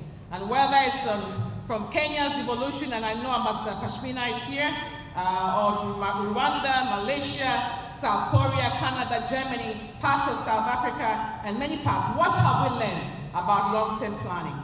First of all, long-term plans work when they are built around delivery engines. Successful regions do not organize visions as long lists of sectors. They organize them around transformation engines, clusters of reforms, investment, and institutions that move together. Again, I don't have time to go into everything. I can give my paper later on, so I'm going through this very, very fast. What the implications are for Southeast is that the Vision 2050 must clearly define the engines that will drive transformation. Number 2, institutions matter more than the quality of the plan. Across several successful regions, one lesson is unequivocal. Plans do not deliver, institutions deliver. Whether it's in states here, South Africa's West Cape, Ethiopia's Oromia region, and many other parts of the world, long-term visions are anchored in permanent technical institutions that translate strategy into annual delivery. A vision survives when it's converted into routines. And again, I've talked about a number of them. Number 3, spatial and cluster logic is the backbone of regional transformation. Again, successful regional plans around economic geography, not administrative boundaries. It's very, very important. They identify industrial clusters, logistic corridors, labor markets, innovation hubs, and so on and so forth. Again, what we are hoping is that through this process, a practical step will be to translate this geography into 2 or 3 flagship regional compacts. For example, a manufacturing competitive compact, an agro-industrial compact, an energy for industry compact amongst our states. Number 4, financing and investment architecture determines credibility. Plans that are not financed are not plans, they are aspirations. In practice, credibility comes from everything else that we know, costed investment pipeline and so on. I'm rushing through this and because I'll make the paper available. And then the final lesson is political economy must be managed deliberately. Long-term transformation requires confronting political realities, pressure to spread resources thinly. We must guard against that demand for short-term wins and institutional resistance to reforms. Countries that succeed design systems that discipline discretion and protect long-term priorities. So these are some of the global lessons that we have also learned. But Africa's hard lessons. What has gone wrong in our region? What must change? Nigeria today reflects a wider African paradox. Important macroeconomic reforms and investment commitments are underway, yet many households remain economically fragile. Growth without broad-based inclusion does not translate into stability or confidence. This gap between policy progress and liberality explains why many long-term plans lose momentum, not because ambition is lacking, but because plans are not often anchored deeply enough in regional economies, delivery institutions, and investment systems that shape jobs, income, and competitiveness on the ground. Now, these are not failures of leadership. They are systemic lessons, and they matter because they offer us clear guidance for Southeast as it embarks on the Vision 2050. So a few things on this as well. What are some of the African lessons that we must ensure that we take forward? We must move from spending authority to investment leadership. In many African settings, regions and states play a critical role in administering budgets, yet have a limited influence over how investments are structured, are sequenced, and scaled. That's something that we have to keep in mind for Southeast. Infrastructure, and I know it was mentioned earlier on, must serve production, not symbolism. Africa has invested heavily in infrastructure, roads, industrial parks, ports, airports, yet too often, these assets underperform because they are not sufficiently linked to production value chain skills and human systems, reliable and affordable energy, and access to domestic, regional, and global markets. Again, this is an area that we should look into. Sequencing, again, I talked about that. Sequencing economies ahead of politics without excluding anyone. The lesson here is not to choose economics over politics, but to sequence economics first, so inclusion can be sustained. Again, institutions must outlast personalities, and short-term finance limits long-term ambition. So, as I try to wrap up, because I know that we have a lot in the day, there's a lot that we need to take forward. Southeast has a unique opportunity to convert these lessons into advantage with its entrepreneurial base, diaspora capital, industrial clusters, universities, and trading networks, the region is well positioned to become Nigeria's leading platform for strategic investment and trade across many sectors.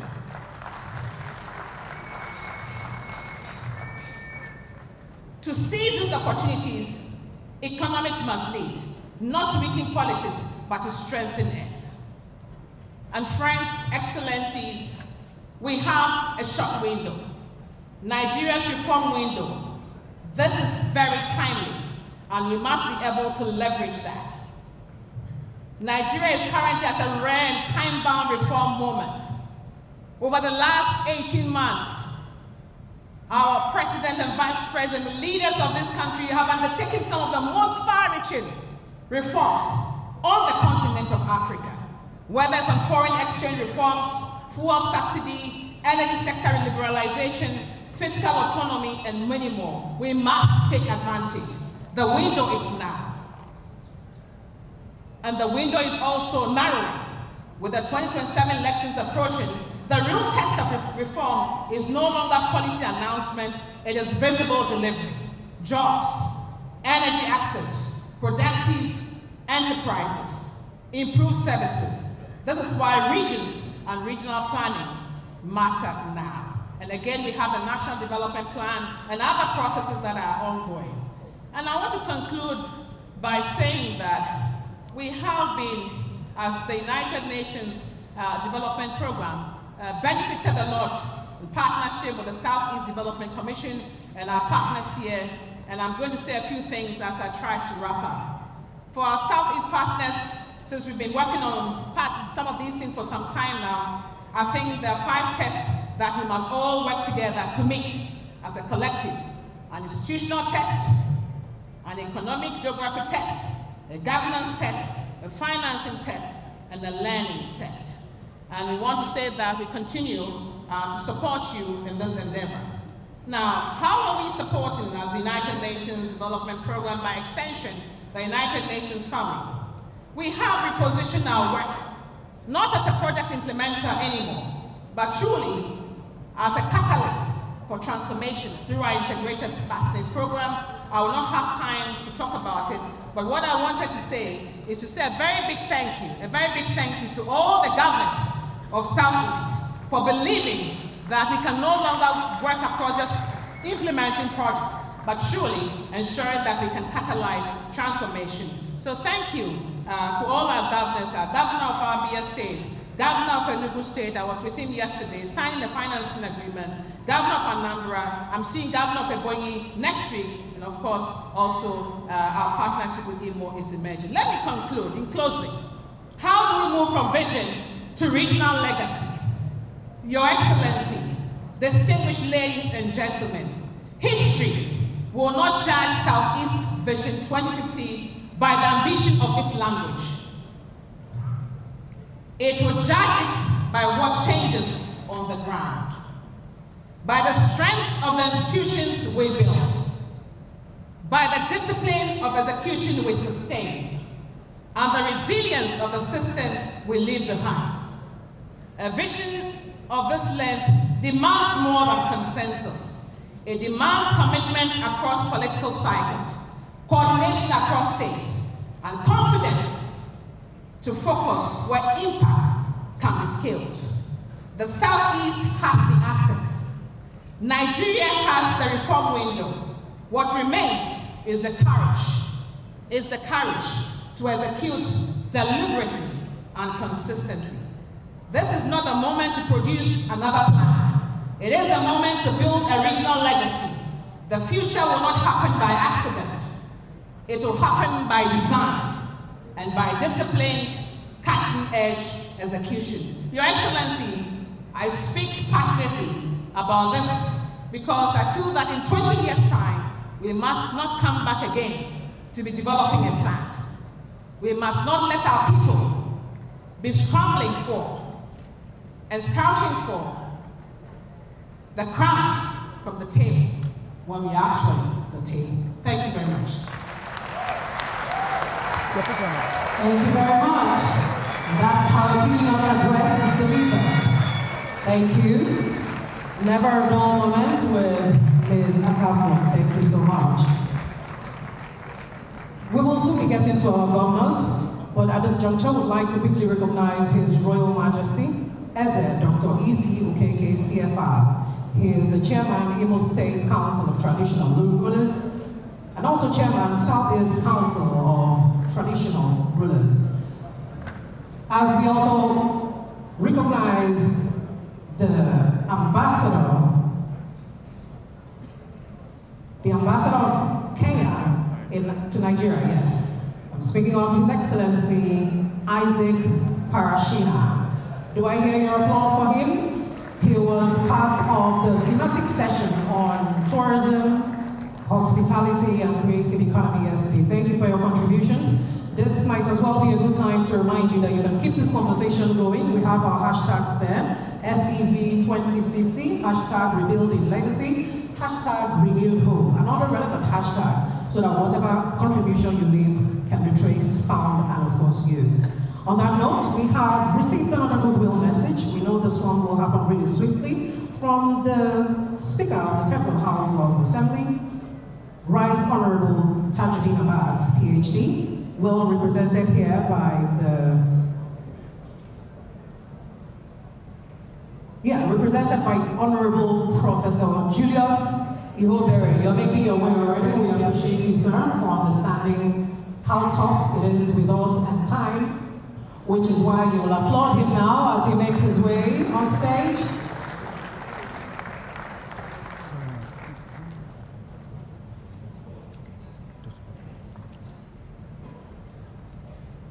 Okay, thank you very much, sir.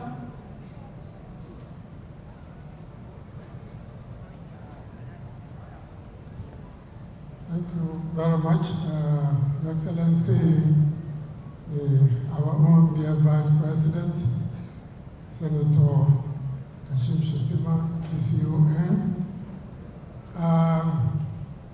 our dear governors that are here, my colleagues from the National Assembly, distinguished ladies and gentlemen, and honorable ministers, including my brother, Abubakar Omo. I'm here to represent Dr.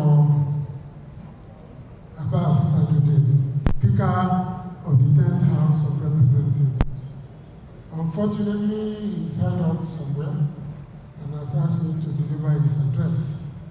But when I look at the time we have or we don't have, you permit me to deliver the speech to the organizers and just make a brief summary of this original speech.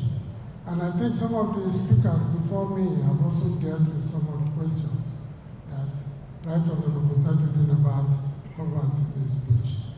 First, he acknowledges the wonderful work being done by the governors of the Southeast and believes that the engine of change begins with a leadership that is focused, that is committed, that has vision and commitment to the people. And this is precisely what the governors are doing.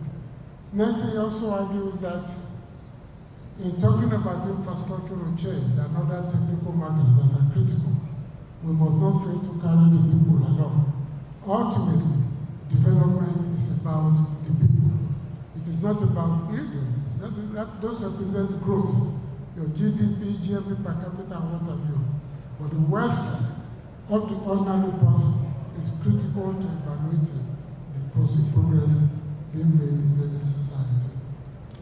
He remarks that the role played by the legislators in ensuring the fruition, the signing into law of the SEDC Act must be acknowledged. From those before the present legislators, people like Rebecca who were there, they initiated this, it didn't work. People like Honorable Gary came in, take it up again, and concluded by people like working with the Deputy Speaker, our own dear brother, Benjamin Carter, to ensure that this bill became law. And because when people neglect history, they make the mistakes of their forebears and blame it on history. history never repeats itself. People repeat the stupid mistakes of the past and blame it on history.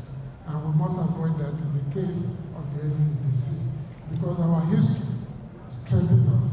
It gives us commitment. Saturday Nabas also commits the House of Representatives, by implication the National Assembly, to continue to work with the Commission in whatever ways necessary to push the goals that are clearly laid out in the Act in terms of promoting not just infrastructural development, but also building a holistic and sustainable environment for economic growth, peace, and progress. I want to identify Tajudeen's speech with the comments made earlier on, that at the end of the day, people will judge us not by the amount of drama we're able to reel out at any occasion, but by the difference we make in the lives of the people, in communities and constituencies, and the legacies that we leave behind, that will enrich the quality of life. I would like to stop at this point and thank the Vice President for taking the time to be with us here. We always admire his commitment to national progress, a true man of vision with a high sense of nation and a sense of mission. And I think it is this kind of leaders that our governors are also emulating, and that is why they are performing wonders. Luckily, these are governors I have known for a long time, so I'm not surprised, I'm not disappointed, and I will let the Speaker know that their performances have been duly acknowledged here. And from the House of Representatives, they can count on us 100% anytime, any day. Thank you.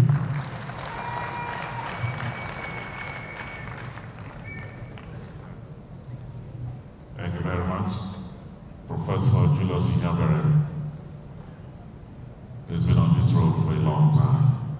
Your Excellency, distinguished ladies and gentlemen, this is the time to listen to our governors, the Excellencies, the men who are driving progress, development in all their states. And we'll kick it off very quickly, representing the chairman of the Progressive Governors Forum, the chairman of the Southeast Governors Forum, the governor of Imo State, His Excellency Senator Hope Uzodimma, is the Speaker of the Imo State House of Assembly. I'd like to welcome Mr. Uche Chike Olembe.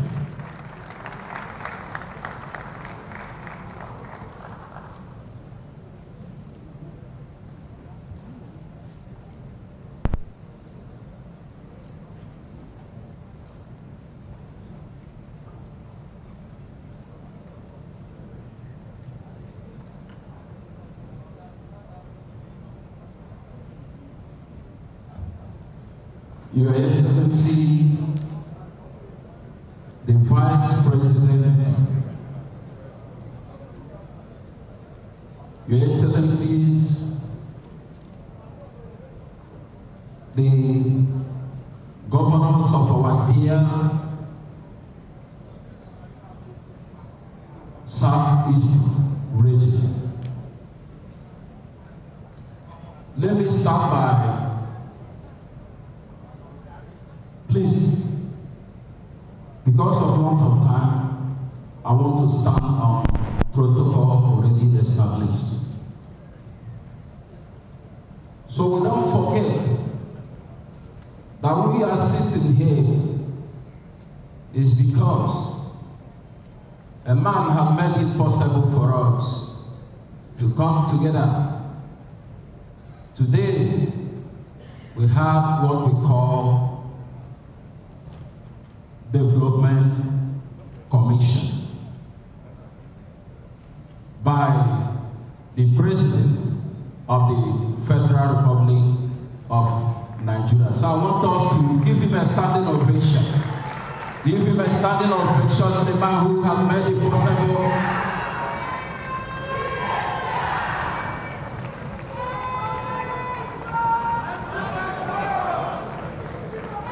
Thank you, you may sit down, thank you.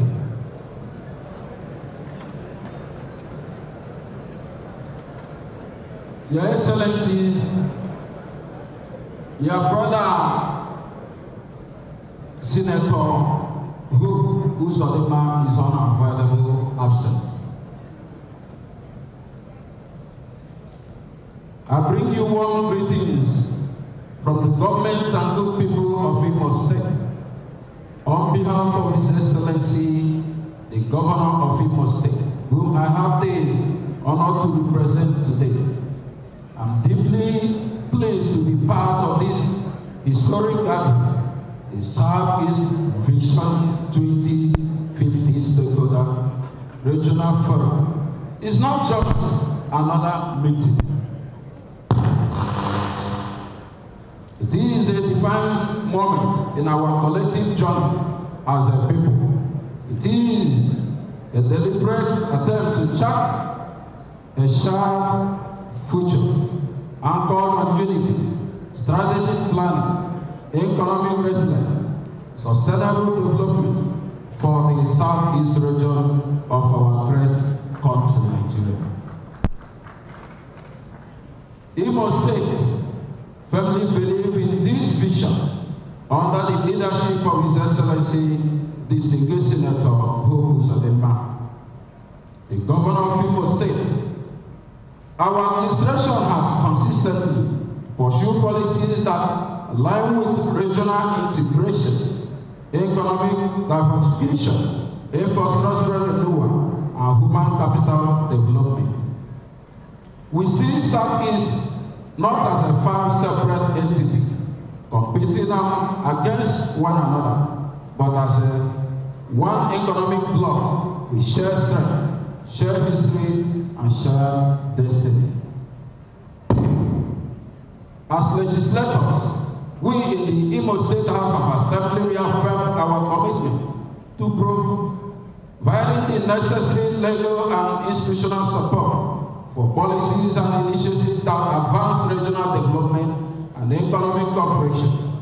We stand ready to work with our counterparts across the Southeast to ensure that the Vision 2050 blueprint is not merely aspirational, but actual, measurable, and impactful. In conclusion, let me commend the leadership of Southeast Development Commission for this bold initiative and thank all stakeholders present for their dedication to the future of our region. History will judge us not by the elegance of our plan, but by the courage of our actions.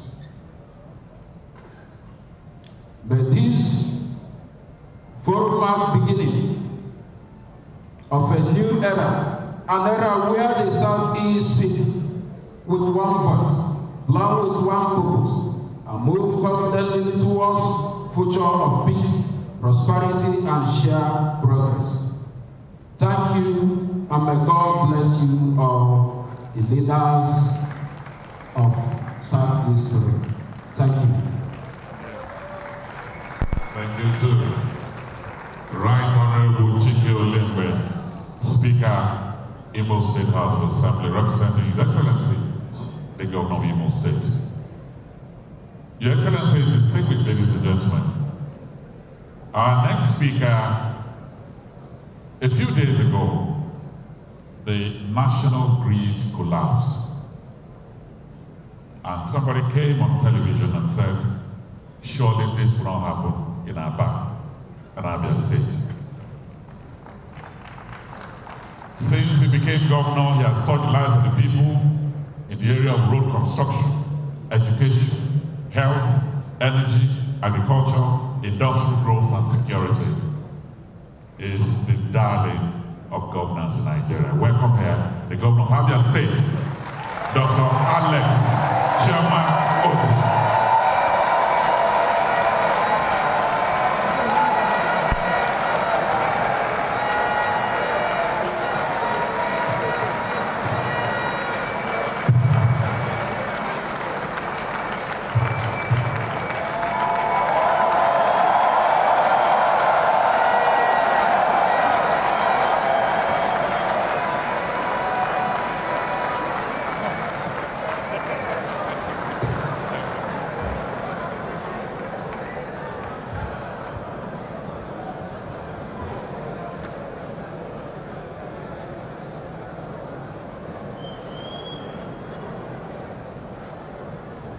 Your Excellency, the Vice President of the Federal Republic of Nigeria,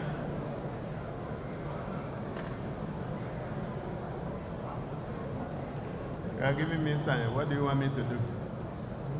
You want me to use this podium? All right. If you want to promote me, I'm not governor of Enugu State.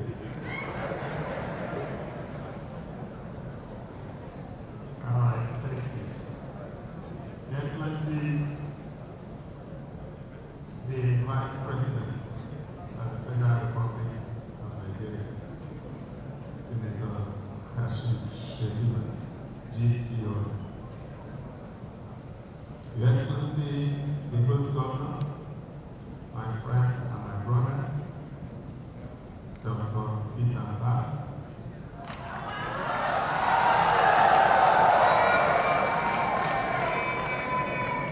Your Excellency, the Governor of Anambra State, Professor Charles Chukwuka Soludo.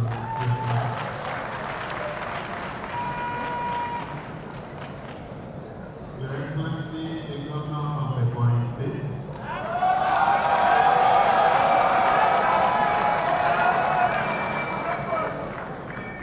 Governor Wifru,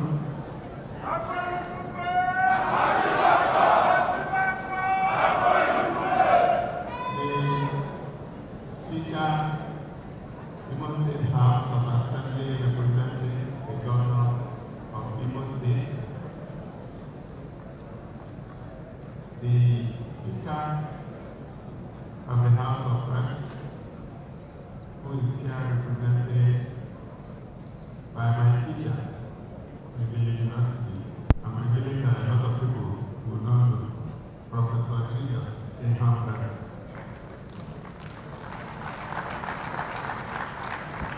If you don't mind, I'll use you to reach out to other National Assembly leaders and members who are here. I'd like to use the Honorable Minister for Trade and Investment to reach out to all the ministers that are here and members of the Federal Executive Council. I'd like to use Chief Emeka Wogu, CON, the Chairman of the Southeast Development Commission, to reach out to the management, board members, and everyone who is involved in arranging this sitting today. I'd like to recognize our traditional rulers, our fathers of faith, distinguished ladies and gentlemen. I'm asked to speak on powering industrialization in the Southeast, the case for a regional energy strategy. I have the speech put together, but I'll try and paraphrase and shorten it so that I don't keep you here longer than necessary.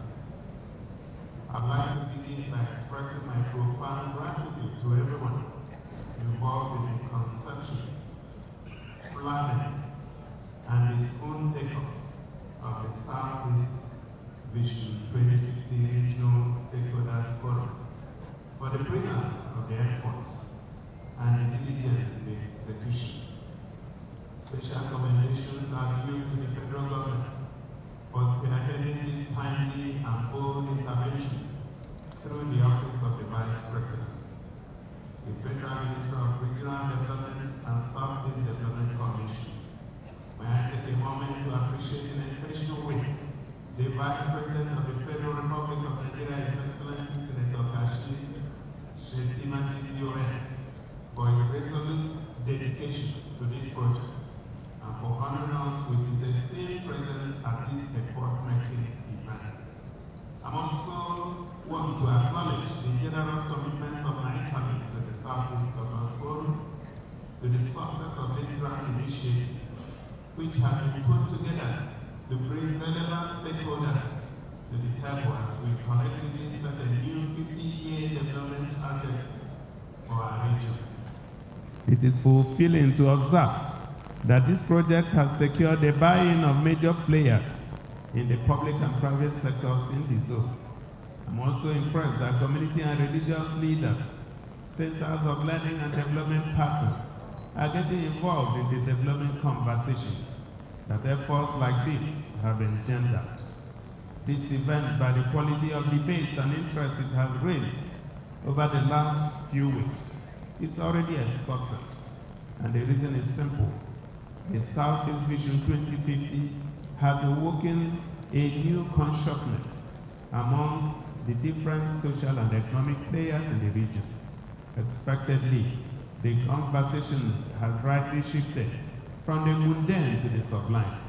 It is no longer about the glory of individual states and communities, but the destiny of the collective. It is interesting to see that after a long run of missed opportunities, we are now turning our attention to the untapped potential that are found in the region, and how we can begin to leverage the immense human and material resources across the land to create oceans of opportunities for our people. Naturally, we are an itinerant population. You will find our people all over the world doing great things, adding value to systems that embrace their ingenuity. The truth, however, is that we do not travel around the world for the fun of it. We are driven by the promise of new opportunities, the thrill of beating the odds, and the fulfillment that comes from going the whole distance to win. What we hope to achieve with this event and the engagements to follow is to create new streams of opportunities in the region for an army of young graduates, thinkers and innovators, skilled technicians, and the thousands of young people who troop out of this land every day in search of meaning. From where I stand, this program is connected to the evolution of the contemporary economic layouts on account of its orientation. But there is more. We have gathered to establish a pattern of engagement that will henceforth drive investment decisions by public and private sector economic agents. The aspiration is to return us to the trajectory set by the vision of our fathers like Dr. Michael Obara and others who had the foresight to build structures and systems that have survived the passage of time and the evolution of technology. The emphasis will not just be on the theories and the dialectics of development, but on the pathway that will see us commit a certain share of our resources as governments and businesses to initiatives that improve the stock of our human capital and physical infrastructural layouts to carry the weight of our dreams. Abia, and Aba in particular, have seen the resurgence of hundreds of businesses that were hitherto moribund. Entrepreneurs who left the city several years ago are returning, and the real estate market. Thank you. And the real estate market is booming as individuals, households, and businesses struggle to reacquire property they once sold off in frustration for a pittance. What have we done differently in the last 2.5 years? Again, it will be simplistic to reduce our answer to just investments in road infrastructure or urban renewal, which are obvious and true. But the more profound way to look at it is to say that government builds private sector confidence by creating an enterprise-friendly environment and governance. It may also interest us to note that the leading private sector player in Abia, and by extension the whole of the Southeast region, is a power infrastructure company called Geometric Power Limited, ABA.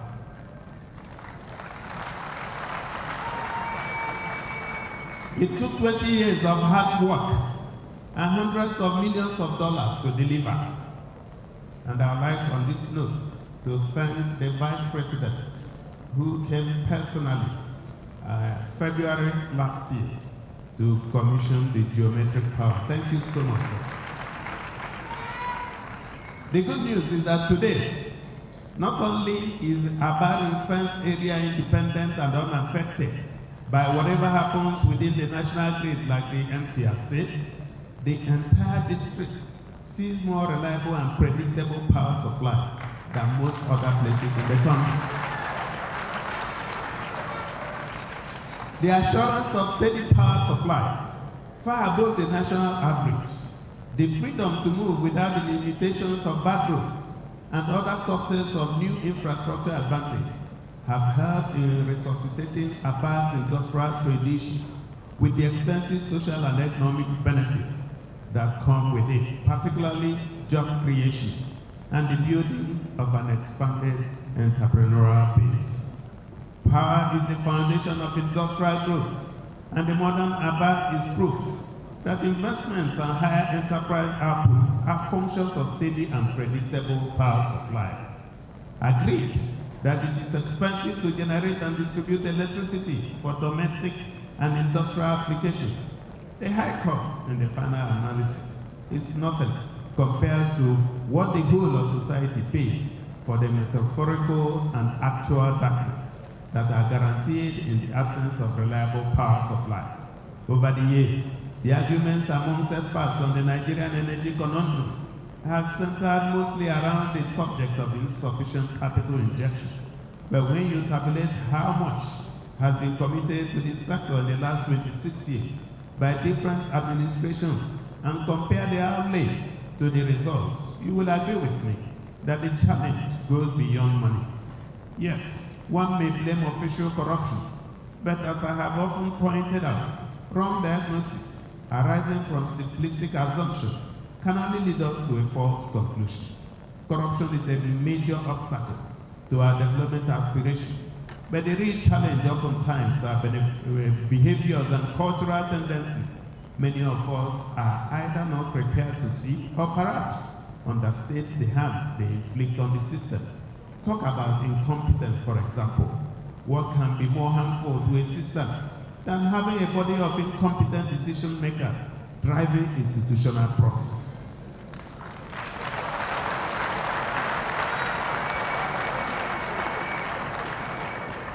How about the absence of a political will to make the right call? The challenge here is not dissimilar to the setbacks in other national development front lines.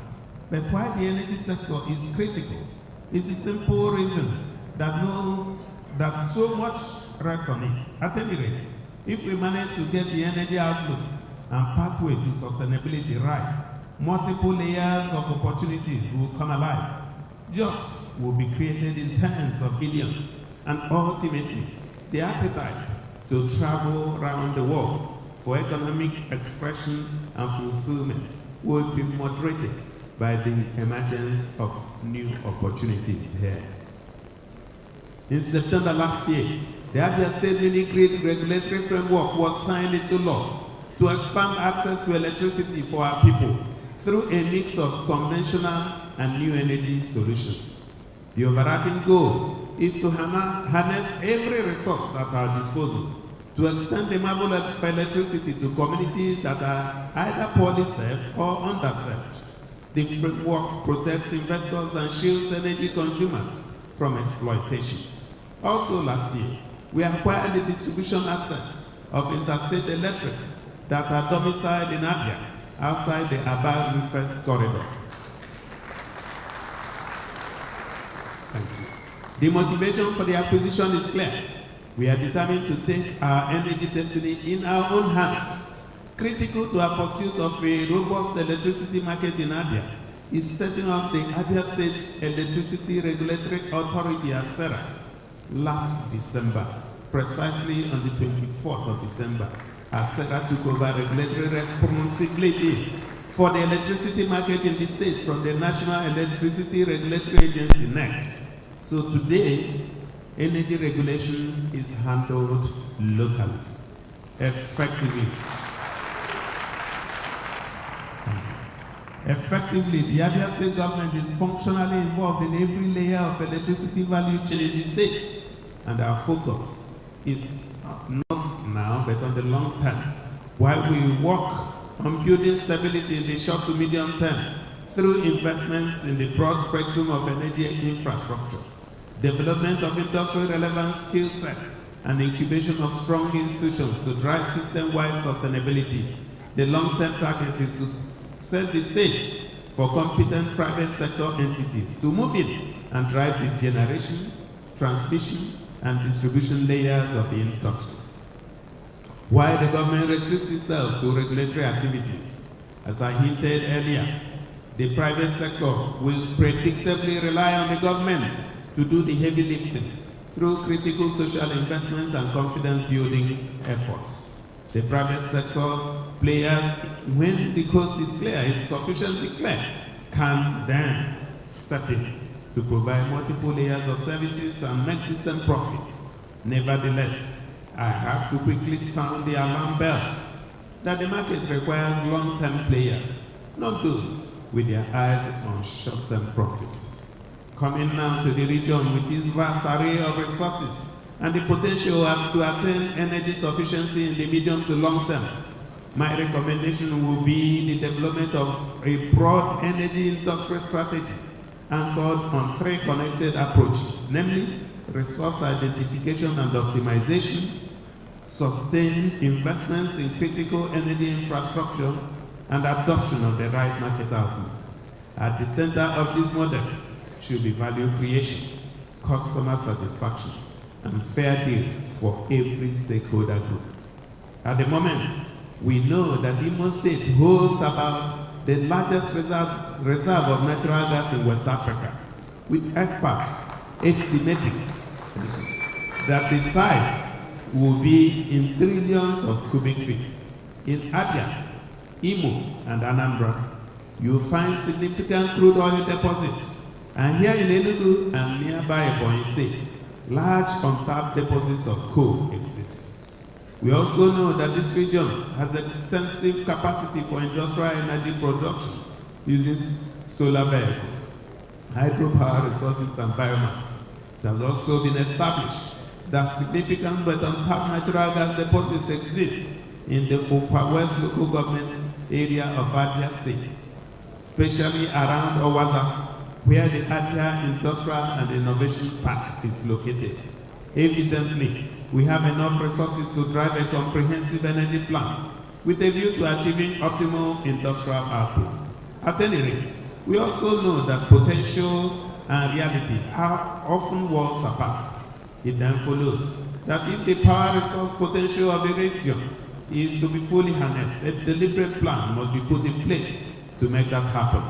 As I had earlier hinted, not much shall be achieved by just talking about the prospects, because talk, as they say, is cheap. What will help us instead is to undertake the building of a regional energy framework that prioritizes the development of an accurate resource dossier, which shall then be used as the foundation for holistic energy policy development and implementation. Other front lines of interconnected needs include technology acquisition, human resource development, partnerships, especially with the federal government and agencies, and international investment groups. These subsets of commitments within the energy resources identification and optimization outlook are not complex, but will require serious level of diligence and sincerity on the part of the participating shareholders to yield results. More fundamentally, an understanding of the entire value chain by the relevant actors will be necessary to guarantee project sustainability, as nothing should be left to chance. This is where the role of the private sector will be most prominent with respect to capital inflows, competence-based recruitment, and focus on driving stakeholder value across the entire spectrum. It may be difficult to make an accurate prediction, but I'm optimistic that if we play it right, the region could generate and successfully distribute between 10,000 and 15,000 megawatts of electricity over the next decade. Although I brought in elements of investments in the last section, I would like to talk about the importance of continuous investments in the energy sector with respect to infrastructure expansion and restoration, technology deployment and upgrades, and all other layers of support required to keep the system in continuous operation across the front lines of generation, transmission, and distribution.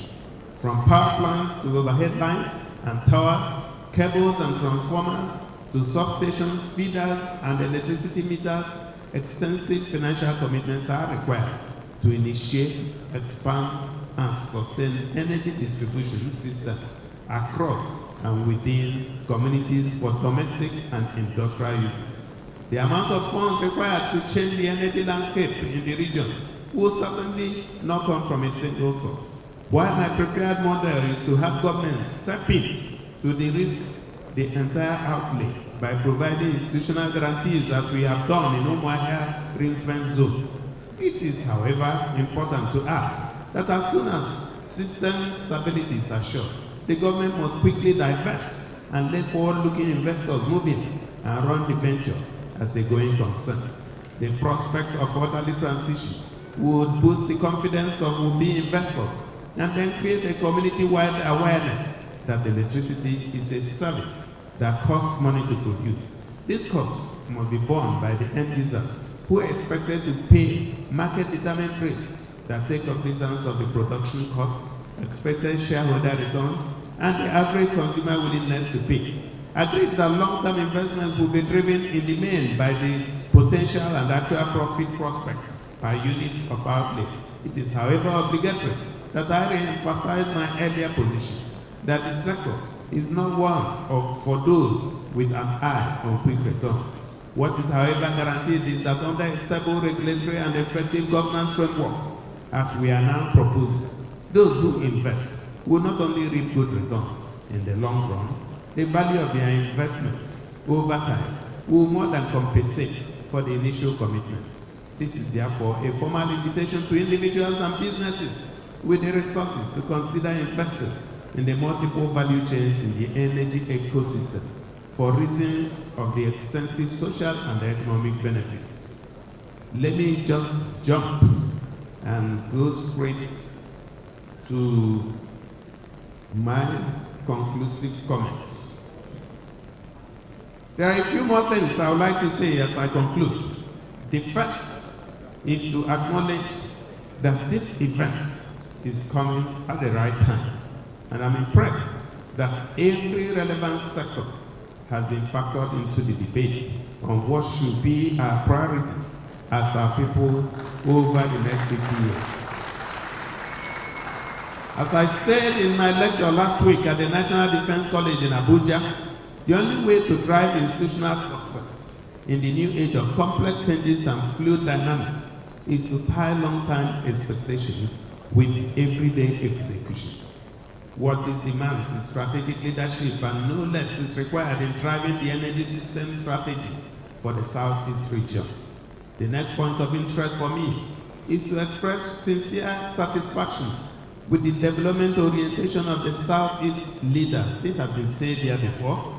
I understand that my assessment may be biased, considering that I am involved, but that is the common verdict of several observers who are not governors nor close to the corridors of power.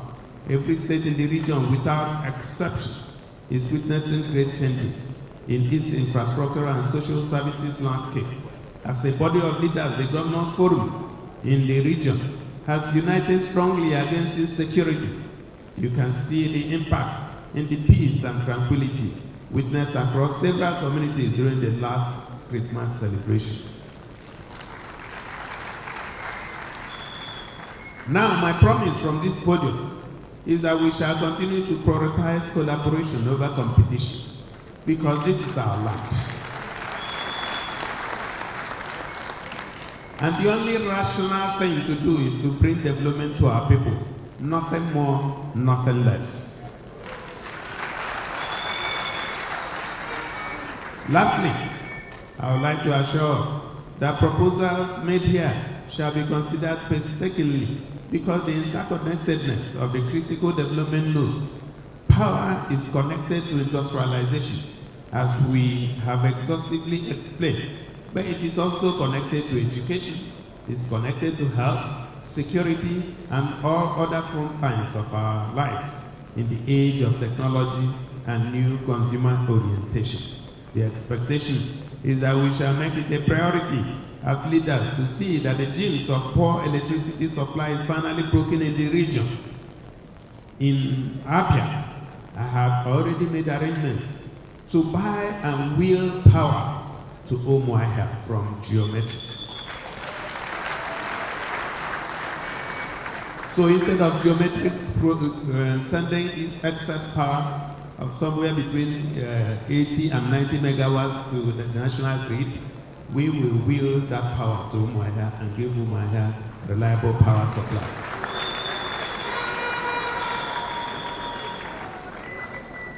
I also hold the view that there are multiple opportunities for collaboration, cooperation, and resource sharing. Hence, we get on the regional energy master plan. Now, what I mean by this is that it took Geometric 20 years to produce first power. So, my brother Peter does not have to spend 20 years to generate electricity in Enugu. We can expand Geometric and wheel electricity to Enugu.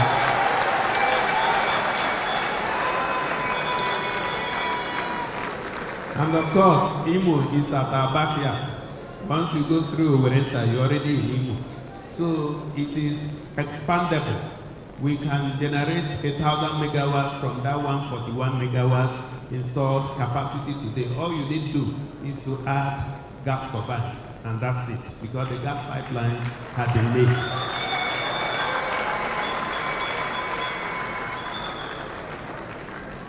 It also has to be noted that there is no better way to set our people free from the limitations of poverty, unemployment, and economic desperation than by building an energy system framework that is enterprise-focused in outlook, service-driven in operations, and resilient to shock in structure.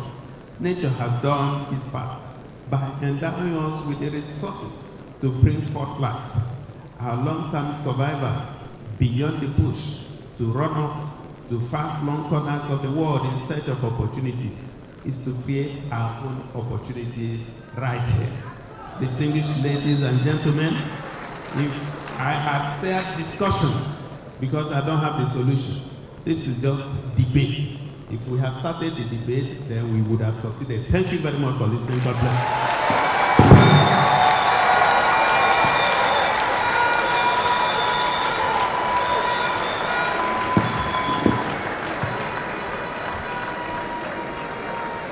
Thank you very much. Asking you to make it louder will be an overkill. You've done that already, but please give it up once again for the Governor of Abia State, His Excellency Dr. Alex Oti, OFR. Thank you very much indeed. Thank you, sir. We shall move on really swiftly. I know his brother governors are ready to take the stage as well, which is why I would like to repeat something I believe will continue to feature in all the speeches we shall hear this afternoon. He said, collaboration over competition, cooperation over competition. If you remember what the acronym TEAM stands for, that's together, everyone achieves more, and that's what this is about. And we thank you again, the SEDC. We thank the President for for bringing hope to the Southeast region. Moving on very swiftly.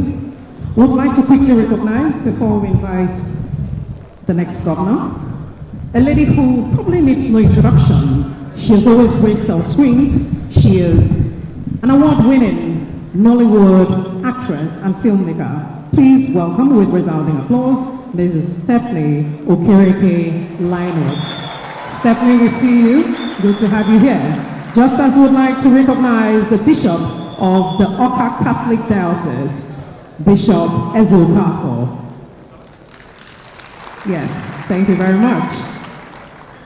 I have told my amazing co-compare to carry on with bringing up the governors. But being the amazing man he says, no, you carry on with the next. So I have a citation here, which I'll quickly read. Well, not a citation, just a brief introduction. And you ended by saying the solution is here. So you have an idea who I'm about to speak about. Professor Soludo is a first-class, you have ample time for that. He's a first-class economist and an authority on the subject of the stakeholder forum, planning. He chaired the drafting of Nigeria's National Economic Empowerment and Development Strategy, NEEDS, which saw GDP growth averaging 7 to 8% per annum between 2003 and 2007, and was the basis for Nigeria's debt relief. Planned and delivered historic banking and financial reforms that gave Nigeria a new banking and financial system, and he was celebrated by the Financial Times London and Euromoney as the best central bank governor in the world, among over 160 of such awards. That deserves applause. Do I hear it? He chaired the drafting of the Financial System Strategy 2020, envisioned, planned, and founded the Africa Finance Corporation. He reviewed and advised on several of Nigeria's development plans, shared Anambra's Vision 2070, a 50-year development plan. He was once the chairman of Planning and Strategy Committee of Ohaneze Ndibo worldwide. He was previously consultant to 21 international financial and development institutions and has over 200 academic publications to his credit. As governor of Anambra, he has been in a haste to lay the foundation for the state's Vision 2070. The results in the 3 years plus have earned him dozens of national and international awards, and the people of Anambra recently re-elected him with an unprecedented 73% of the votes. Very much in order. The world previously knew Professor Soludo as a bold thinker and transformer, but in Anambra, they simply acknowledge that solution is here. On that note, I'd like to invite for his remarks the governor of Anambra State, Professor Chukwuma Charles Soludo, CFR. Yes. Thank you for being here, Your Excellency. The stage is all yours. You have our attention. And we know the recurring decimal will always be collaboration as opposed to competition. Thank you, sir.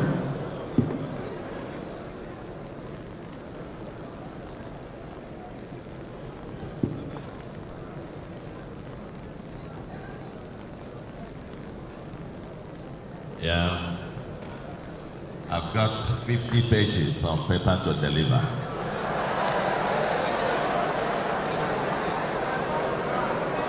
So, I'm going to speak until 7 p.m. today, so get your pillow.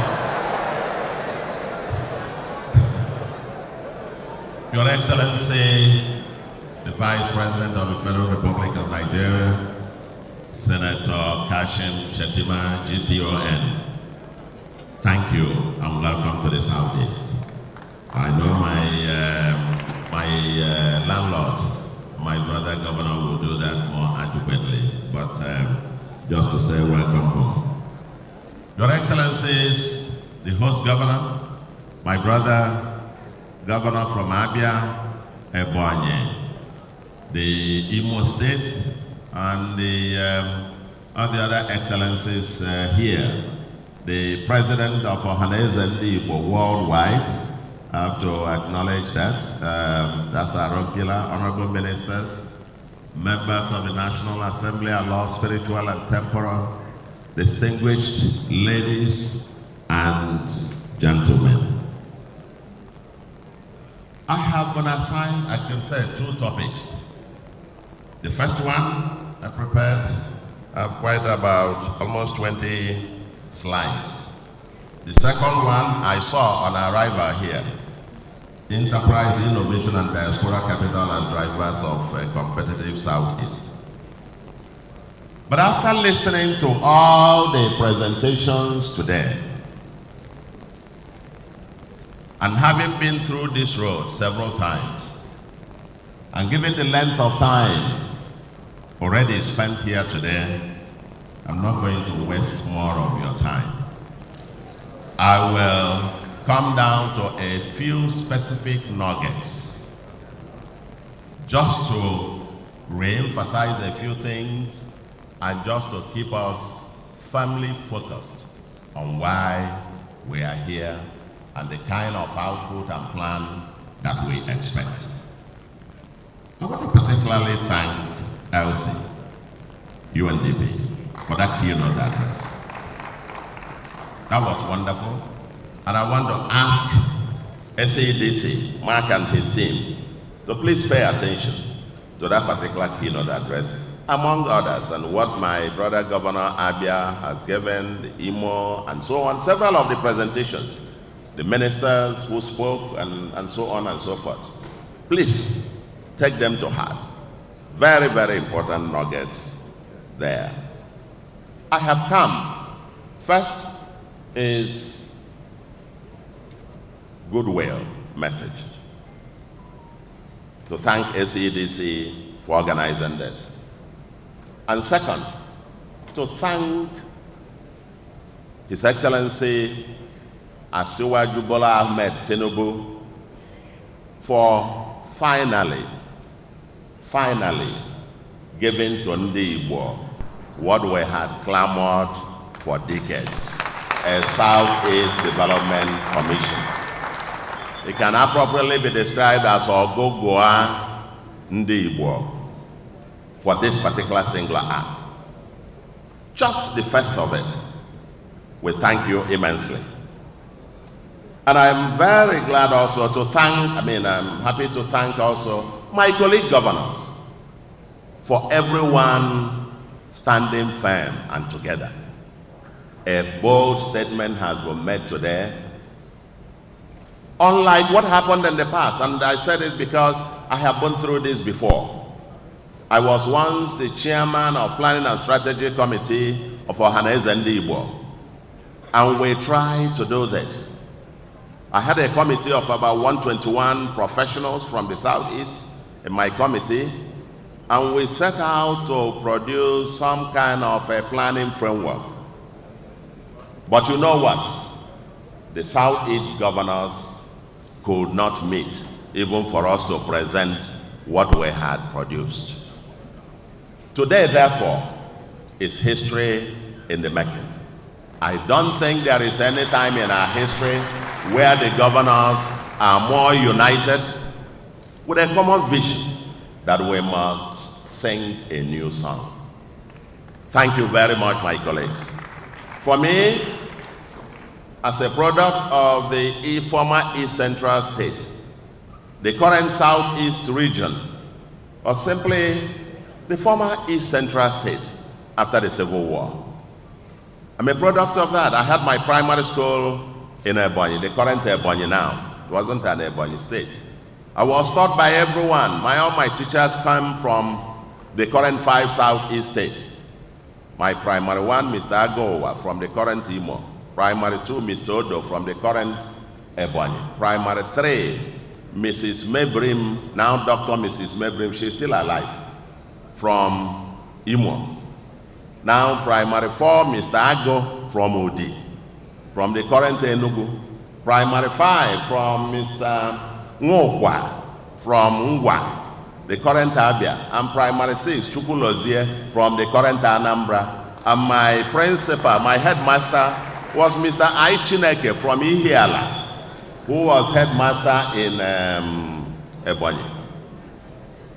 So, as a product of one region in my own eyes, as a child of former East Central State, I see one region with one agenda. One region, one agenda. And so, what I have chosen to do in a few minutes is for Mark and the team drafting this plan I've actually just scribbled it. Planning for impact, mega trends and connecting the dots. Mega trends and connecting the dots. This is supposed to be a prelude to a planning, to producing a plan. And therefore, what we'll just do is to draw your attention to quite a few, just for emphasis. Several speakers have alluded to them. For the first point, there have been many plans, and there are still many plans. Is this going to be just another plan? You have the National Development Plan 2021 to 2025. You have Renewed Hope Development Plan that will come, I think, 2026 to 2030. Every state has at least a plan. In Anambra, I chair the development of Vision 2070. We're talking about 2050 here. We have a 50-year development plan, and we have our own agenda spanning the duration of my tenure. I'm sure every state, I just read that Abia has a 25-year plan. I'm sure Enugu, Imo, Ebonyi all have one plan or the other. So the question then is, what will be the value added of this regional plan on top of the myriad of plans? What's going to be new? What's going to be different? Is this plan the one that will tell Enugu State how to fix Ovogo? I don't know. And so on and so forth. So, I mean, I'm just using that as an example. We have a lot of regional plans. I know the Dawn Commission. The NDDC is there. And I don't know any governor that bases his annual budget on the regional plans that we have had all over. Even the federal government, I would dare to say, several of the national development plans that I have seen, rarely do you have the federal government referencing those plans in the annual budgets. Not there. I'm just bringing us back to realism.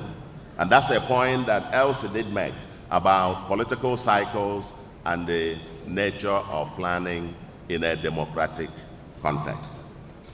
And so, why haven't these plans worked? That's a question that the drafting committee must answer. And as a starting point, my answer, short answer, is that technocrats often mistakenly believe that you can take politics out of policy. You plan for everybody and invariant to political cycles, and then you come back and say they didn't sustain that. That was lack of continuity. And let me say, Mark and your colleagues, that it is easier to build regional consensus about regional physical and infrastructure planning than policies. We all have ours, and I would dare to say that every government, even when the change is within the same political party, you will find wide variations in policy direction. Take America, for example. Trump literally opened most of the things that Democrats did. And somebody will say, oh, lack of continuity, and so on. And of course, that's the nature of politics. People contest for elections with their own agenda, with which they bargain with the people and negotiate with the people, and they come into office to execute them. That somebody sat in one room and designed stuff can become some guide. And therefore, I ask, let us build all of this in the planning framework. Focus, focus, focus for impact. The kind of plan that we require will be broadly indicative rather than prescriptive. This planning will be a framework that focuses on de-risking investment in shared regional public goods. And this is where I ask you to focus. The kind of plan that would de-risk investments in shared regional public goods. And I will suggest a KISS framework. Keep it simple, stupid. Mark and colleagues, for measurable impact, the regional plan should add value to the various state and local government plans and not pretend to write a new plan which will largely decorate the shelves. I will urge you, as you write the plans, to focus at least 70% on what the Southeast Development Commission can deliver. What the Southeast Development Commission can deliver, and 30% perhaps on the miscellaneous as indicative guidance to states and local governments. Avoid the mistakes of the walls of NDDCs of this world, with their apologies to them, but I saw that it just went into all manner of micro interventions, boreholes, building, fencing, schools, doing 1 kilometer to one politician's house or the other, and so on and so forth. Before you know it, you just derail and lose focus. And so for me, therefore, the question is, at the end of this plan, how would Ndi Igbo evaluate the usefulness and impact of SEDC and this plan? For me, Southeast has gone through 2 major wars. Nigeria, Biafra, and Civil War, 1967 to 70. And more recently, an internal war of self-destruction that has been on since 2021. After the Civil War, there was a promise of rehabilitation and reconstruction. But ladies and gentlemen, this is yet to happen. The Second War has imposed massive tax on production, a massive financial and human capital flight from the region, and destruction of infrastructure. Southeast going forward, and this plan coming timely, almost like in a post-war reconstruction mode. The 50-something years promise that never happened, and with the current one, with the governors working tirelessly to root out the criminals from our bushes and our streets, that our people had the best Christmas ever in this season, we are now in a post-war reconstruction mode. And therefore, SEDC must see itself as the instrument for execution of the equivalent, and this is my major proposal, for the execution of the equivalent of a Marshall Plan for the Southeast. What is a Marshall Plan? The Marshall Plan by the United States of America, named the European Recovery Plan, 1948 to 51, was a special reconstruction plan for 16 West European nations, including Germany. And as of 2024, it was estimated that that particular intervention by the US to reconstruct Europe was the equivalent of over $100 billion. And it aimed at rebuilding a war-torn Europe, especially its infrastructure and industry. And so, for this plan, focus, focus, focus. It should be, and roundly so, be Nigeria's Marshall Plan for the Southeast. That is the way I say it, and that's what it has to be impactful, to be measurable, and for us to deliver tangible results. And if you ask me, this plan should focus not on everything, because I've seen all manner of long list of it. Before you know, it becomes just another kind of plan, like Anambra's Vision 2017 document, or the Abia 25-year plan, or the other plans of the other states. No. Keep it simple, focused on few key deliverables. And I suggest 3 major planks of this. A, regional security framework and funding, including regional command and control center. Maybe we'll have this in Enugu here, as well as super drones to penetrate our forests, and so on and so forth. Southeast has suffered avoidable monumental losses due to self-inflicted insecurity. and needs to change.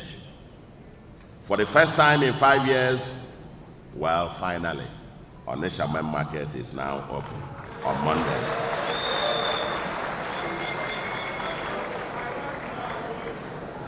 And I had to shop there on Monday.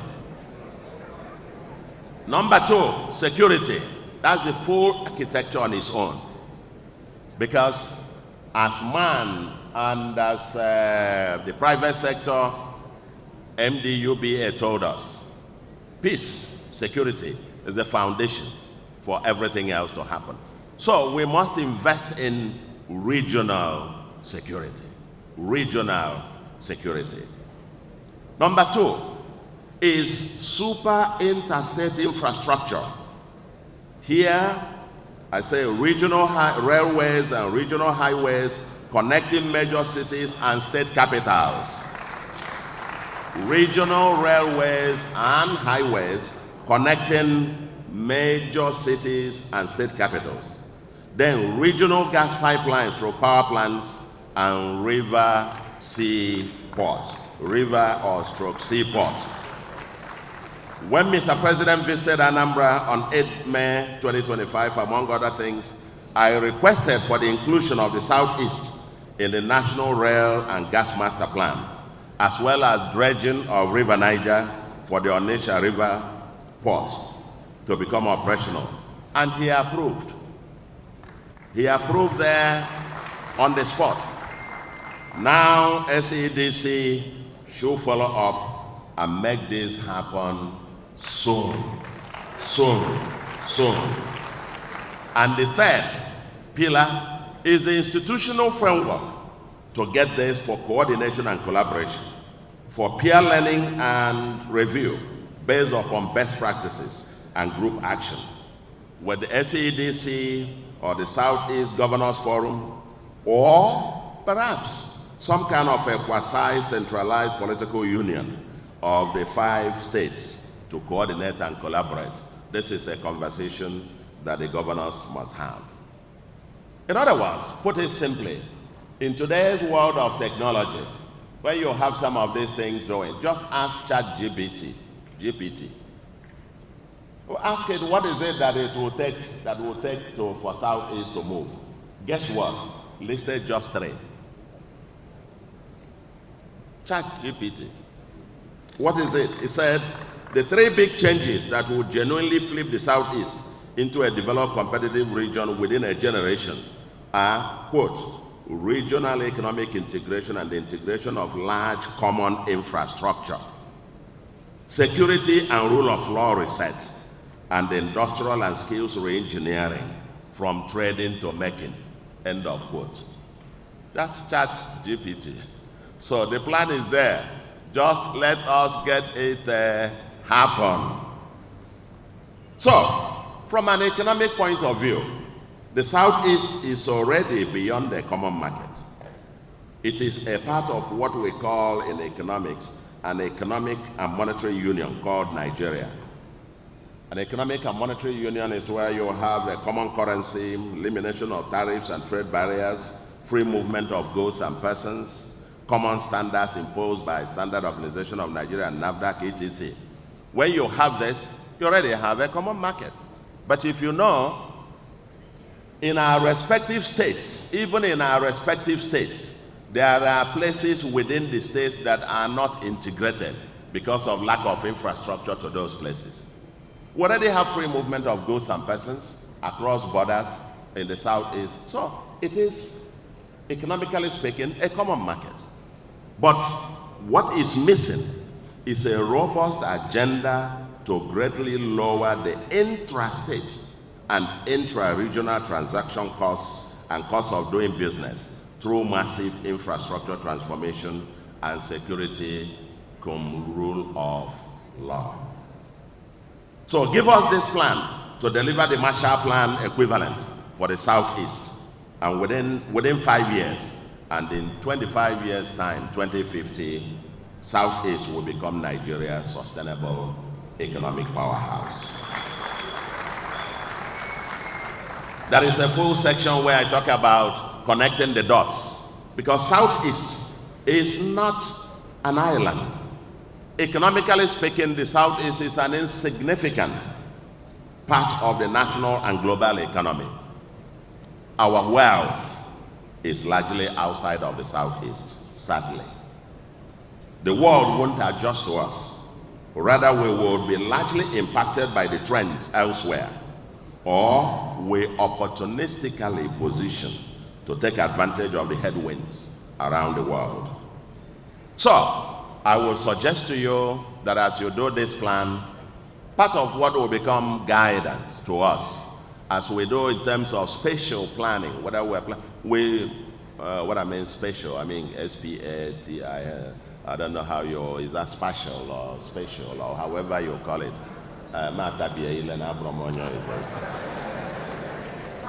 But all I know is I'm talking about the economic geography, as it were. Where will things place and so on and so forth. You've got to look at the headwinds and the drawbacks around the world. We must, as a matter of fact, we need to do that. And I've listed quite about 9 of them, and I don't need to list them. You will know them. For example, for starters, and I repeat what else it did say about being focused in terms of objectives. Being measurable and achievable goals by balancing grandiose aspirations with realism. Informed by existing structural bottlenecks that limit scalability and investment, as well as rigorous assessment of the emerging opportunities. This we can speak about for hours. For example, I saw something put out there, 2050 you'll have a $1 trillion economy. Please, let's avoid those kind of grandiose numbers. Keep it real. For example, I will ask, I mean, this is a bit of what I know, just a very little about, and that is doing economic growth accounting framework that have informed the $1 trillion whatever thing. But let's keep this one real and keep it simple. I have outlined all those mega trends, 2 of them, and so on and so forth. But let me end by reiterating 1 or 2 points. First, on financing. Let's be clear. This plan that you are drawing will largely be funded by the federal government and the private sector. Let's be clear about it. It is the Marshall Plan and should be the Marshall Plan for the Southeast. It should be the Marshall Plan for the Southeast. We're expecting dedicated, focused, quantum resource in a short period of time. And we are hoping, Mr. President, before you leave office in 2031, the Southeast would have received full funding for its Marshall Plan. We should receive the full funding for the Marshall Plan. The European Marshall Plan was executed over how many? 1948 to 1951, maybe a 4-year period. So the next one, we expect that over the next 5 years, the full funding amounting to trillions or so will pour into the Southeast from the federal government. Of course, there are others about mixed financing.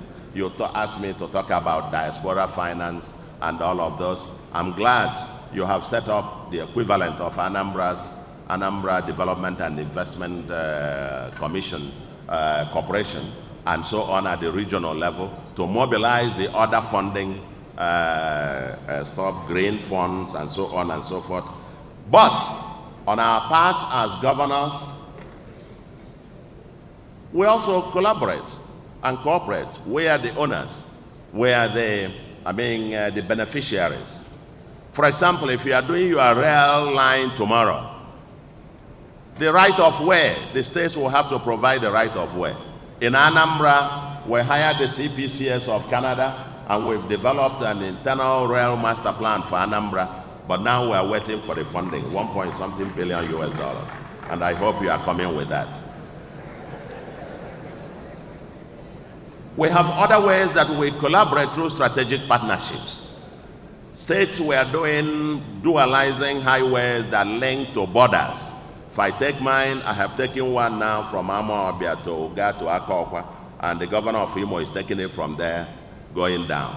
Strategically, if we link up and have the ones getting to Abia, I hope it takes over. The one getting to Enugu, it takes over from there. And so within a short period of time, we can collaborate and coordinate to build highways across the entire Southeast without waiting for anybody.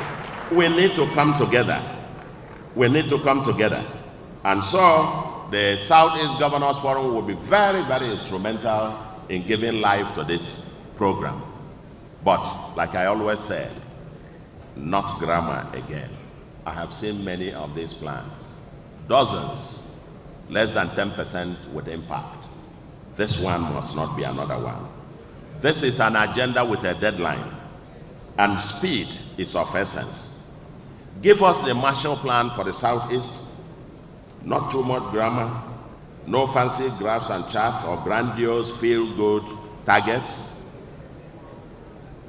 What will a question most people in the Southeast are asking is, when will the rail line crisscross the Southeast? When will the gas pipeline crisscross the Southeast? When are we enabled, of course, with the power thing now being taken off the exclusive legislative list? I think all the states are working hard together, but we're looking forward to being able to synergize and pool resources together to develop regional frameworks. I think in conclusion, once you can get these things to happen, get one done. Don't give us 500-page plan. Give us a rail line. Don't give us 300-page plan. Give us a gas pipeline. Give us the highways. Fix the federal motor highways around Southeast. Invest in our security regional wide.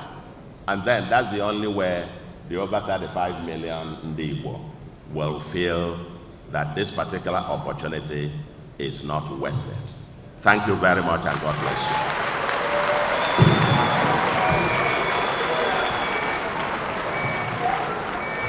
Thank you very much. Let's keep the applause going. He's making his way off stage. Thank you very much. We all heard it. In a few years, the Southeast will become Nigeria's sustainable economic powerhouse. And yes, we are optimistic about that. We now move from Anambra State to the salt of the nation, as I invite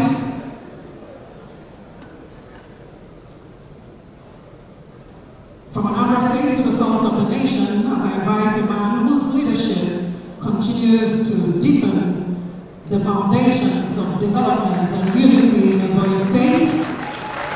Yes, he took a bow. He's making his way off stage. I'm speaking of His Excellency, the Governor of Ebonyi State, Right Honorable Francis Owonakwefuru. Do I hear your applause? Yes, I do. Okay, that's all it is.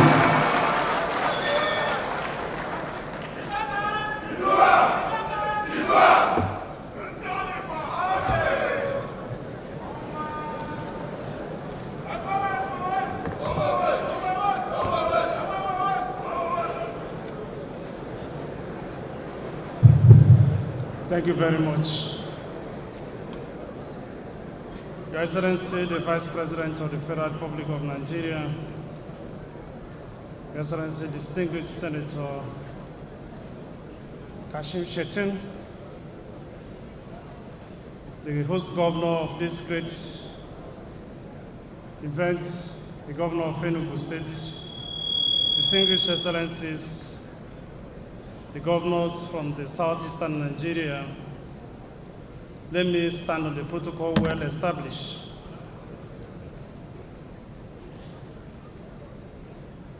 It is my pleasure, and I felt very honored to address this historic Southeast Vision 2050 Regional Stakeholders Forum, apparently first of its kind.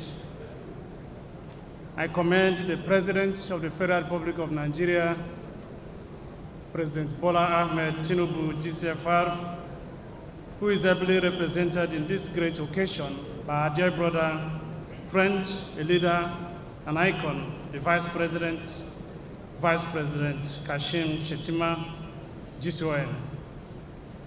And I also commend the Managing Director and CEO for the Southeast Development Commission and members of the Southeast Development Commission for creating a platform that moves our discourse beyond diagnosis to solution, and truly solutions grounded in evidence, coordinated action, and shared commitment to prosperity of our dear region. This may address distinguished ladies and gentlemen to us, and to me this afternoon advances a regional development strategy anchored on agriculture and solid mineral as twin drivers of value-added industrialization. Drawing on development economics, regional integrations theory, and empirical lessons from the inter-industrializing economics, this address argues that Southeast can achieve food security, employment generation, and export competitiveness by raising productivity, deepening value chains, investing in shared infrastructure and energy, building skill and innovation system, and mobilizing patient capital through public and private partnership.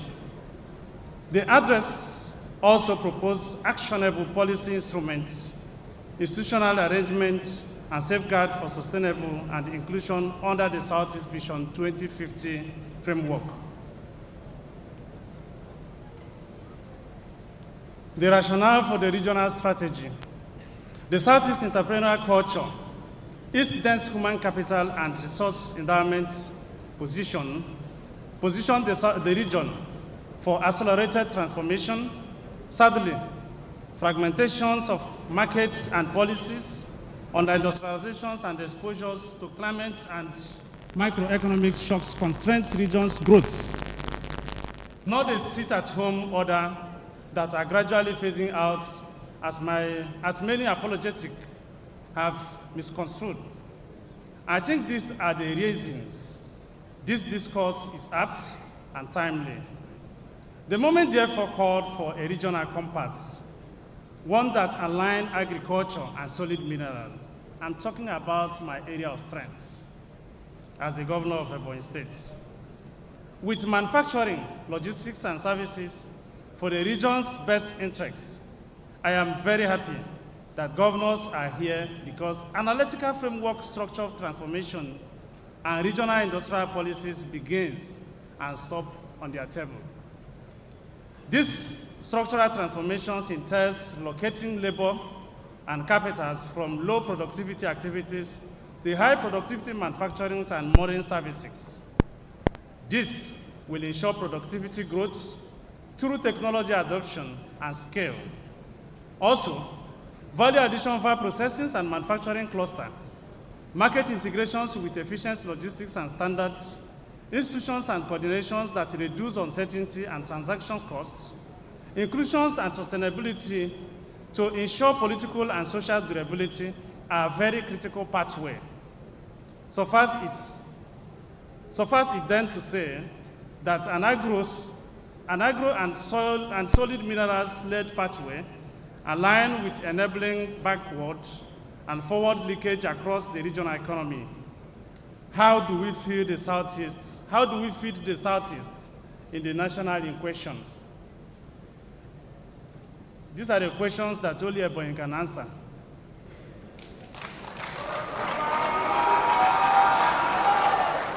With empirical context and available regional statistics and data, agriculture remains a major employer in the Southeast, engaging an estimated 30 to 40% of the regional labor force, yet contributing a disproportionately lower share to regional GDP due to low productivities and limited processing facilities. Post-harvesting losses in staples such as rice, cassava, fruit, and vegetable are estimated to range between 20 to 45%, reflecting gaps in storage, processing, and logistics. These losses represent foregone incomes, wasted water and energy, and the higher food prices for households. This is the narrative Ebonyi, under my watch, has fought against.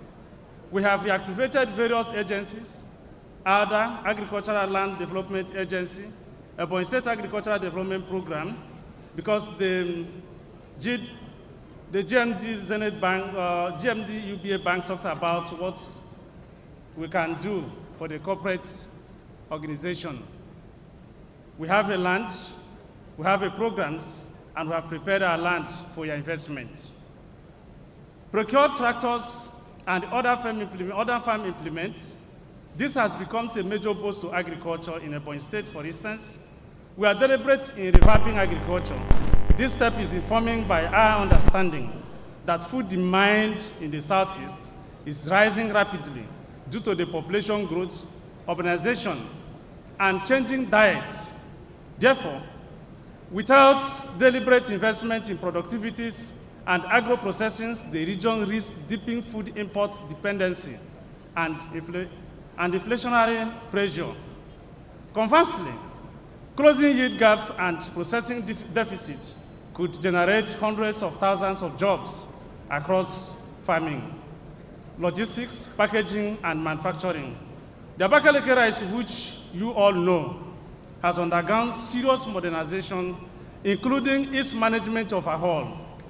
The hard truth is that the region can comfortably feed herself independent of other regions. This is not to argue against state independence, not at all.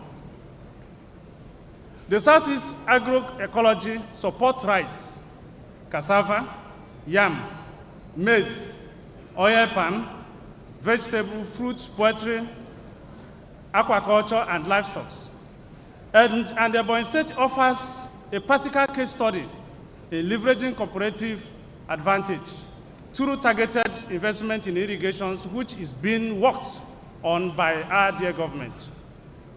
Improved seedling, rural access roads covering over 2,000 kilometers, crisscrossing the 13 local government area, has been revitalized.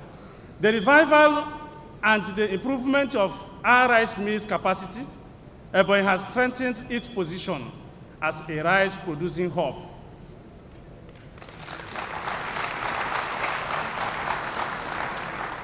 Demonstrating how hub national policy focus can crowd in private processors and traders.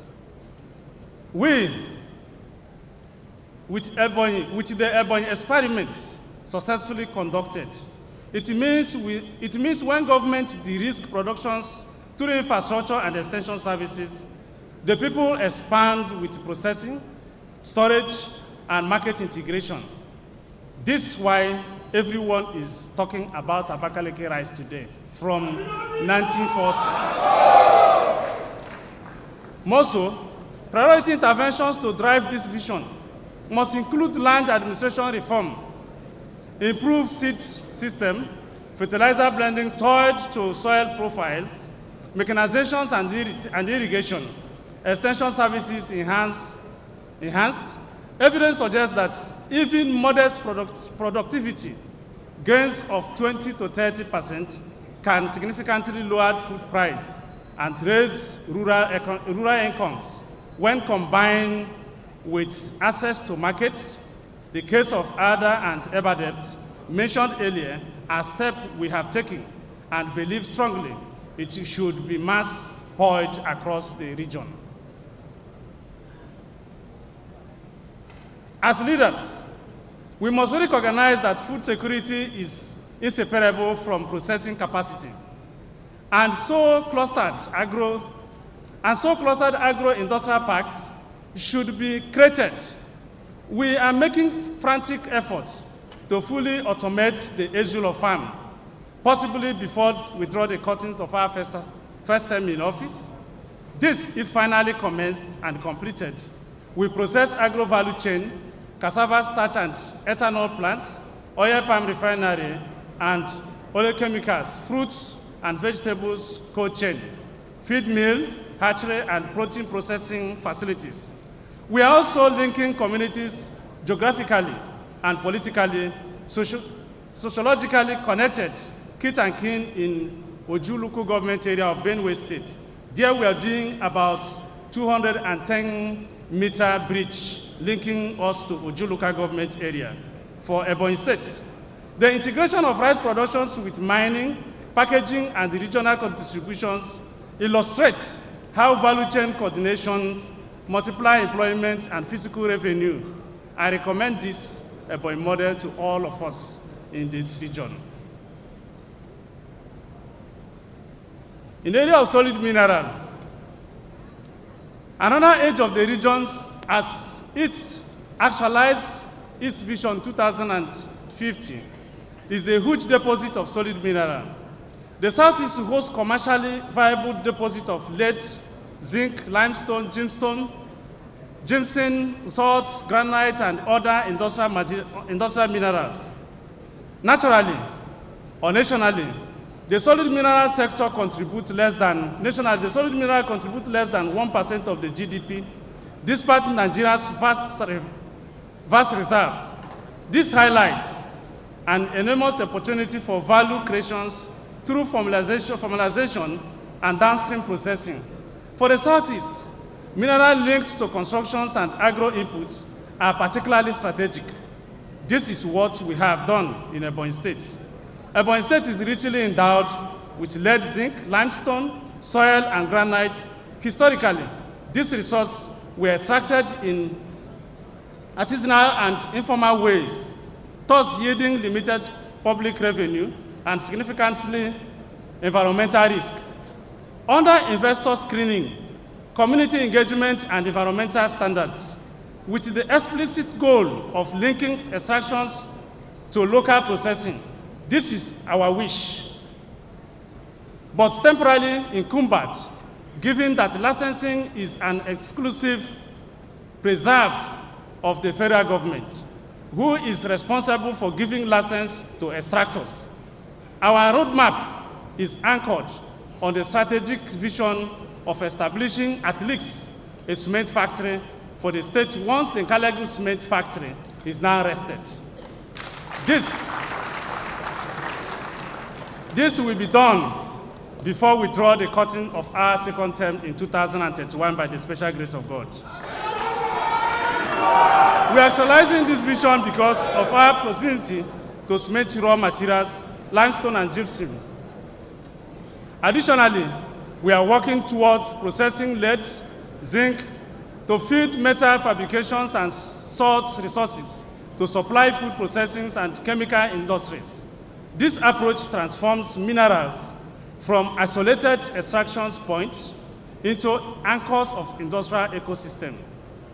Of course, it is in public domain that local beneficiation, crushing, mining, smelting, and fabrications all retains values and skills within the region. So when construction materials are sourced locally, infrastructure costs fall, project delivering accelerated, and physical multipliers rise. Roads, housing estates, industrial park, and social infrastructure built with regional inputs reinforce a virtual cycle of demand, employment, and reinvestment. These are factors we must collaboratively leverage on. Industrialization requires reliable power and efficient logistics. And I'm happy my dear brother and governor of Abia State has dealt with that very, very dearly. And I appreciate you. I will still consult you on what to do when it comes to power in my dear state. A regional plan should diversify energy, gas, solar, rehabilitations, roads, warehouses, and expand the brown band to enable smart agriculture and advanced manufacturing. To ensure the success of this vision, we must also understand that transformation is purpose-driven, and it must include alignment with the priority value chain, dual trainings and apprenticeship, innovation hubs in agri-tech, material sciences, and manufacturing, and dedicated financing windows for youth and women-led enterprises. As government, we must catalyze, not crowd out, private investment. How? We must continue to include blended finance, development guarantees for SMEs, regional project preparations facilities, diaspora capital mobilizations, and predictable regulation in our various states' agenda. This is because a strengthened regional coordinations mechanism must prioritize projects, harmonize policies, and ensure accountability. Vision 2050, we must be bold and courageous enough to admit required measurable targets, transparent dashboards, independent evaluation, and adaptive learning to correct and scale what works. In conclusion, distinguished stakeholders, Vision 2050 must be more than an aspirational timeline like we had in Vision 2020. It must become a blending regional commitment anchored in policy continuity, measurable targets, and collective accountability across various sectors, even the religious actors in our region. I say this because feeding and building the Southeast through agro and soil-led mineral-led industrialization is not an abstract ideal. It is an achievable development pathway grounded in our land, our resources, and our people. Therefore, from the rice field of Ebonyi State to the oil palm belt of the Southeast, from our quarries and mineral deposits to our construction sites and other places, the message is clear, and it should be re-echoed at all times that what we produce, we must process. What we extract, we must industrialize, and what we build, we must sustain.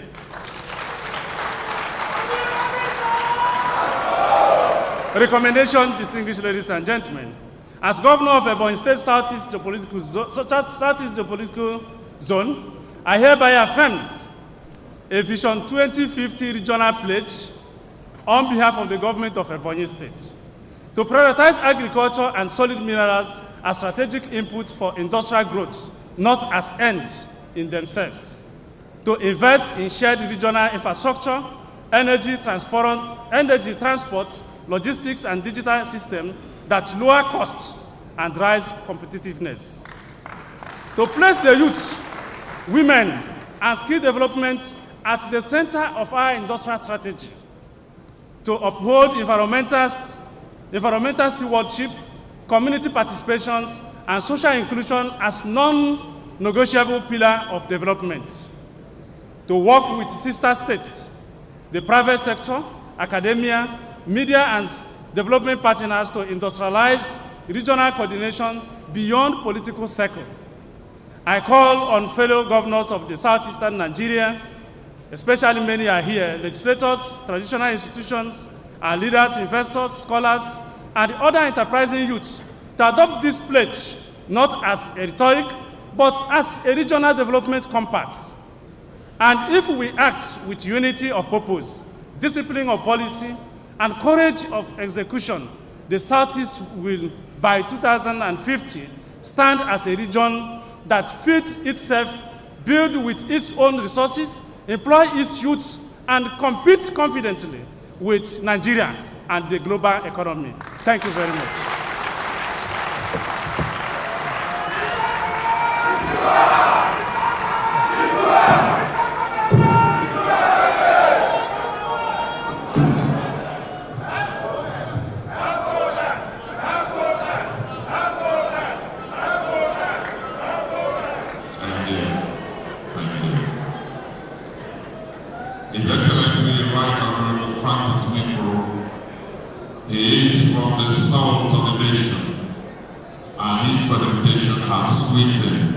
What we're doing here today. Can we give him another round of applause, please? I'd like to welcome Honorable Umba Uchemosu, former staff to the governor of Enugu State, and Honorable Uchenna Robo Jr., member of the State House of the Senate. Your Excellencies, distinguished ladies and gentlemen, we have traveled to 4 states on the Southeast. It's not important. We begin to let go. And home is here. So,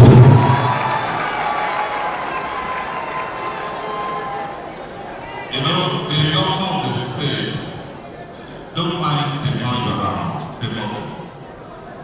If a man has given them 800 kilometers of road, over 260 farm estates, smart schools, combined vision with some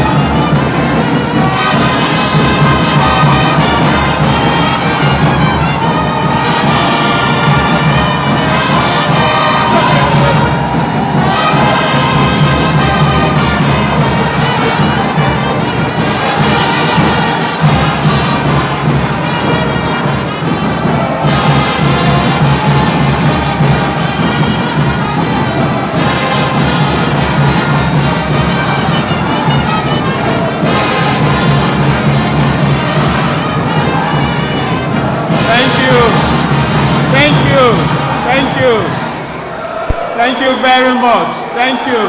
Thank you. Thank you. Thank you. Thank you. Thank you very much. Thank you. The day is fast spent. Thank you very much. Your Excellency, the Vice President of the Federal Republic of Nigeria, distinguished Senator Kashim Shettima, GCON. Your Excellency, I warmly welcome you to what can be described also as your home state. Your Excellency has continually identified with us, not just as a state, but also as a region.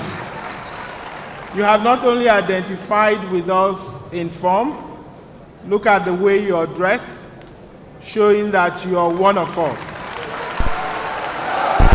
You have also identified with us in substance. You've shown dedication, you've shown commitment to anything that concerns the Southeast. Thank you very much.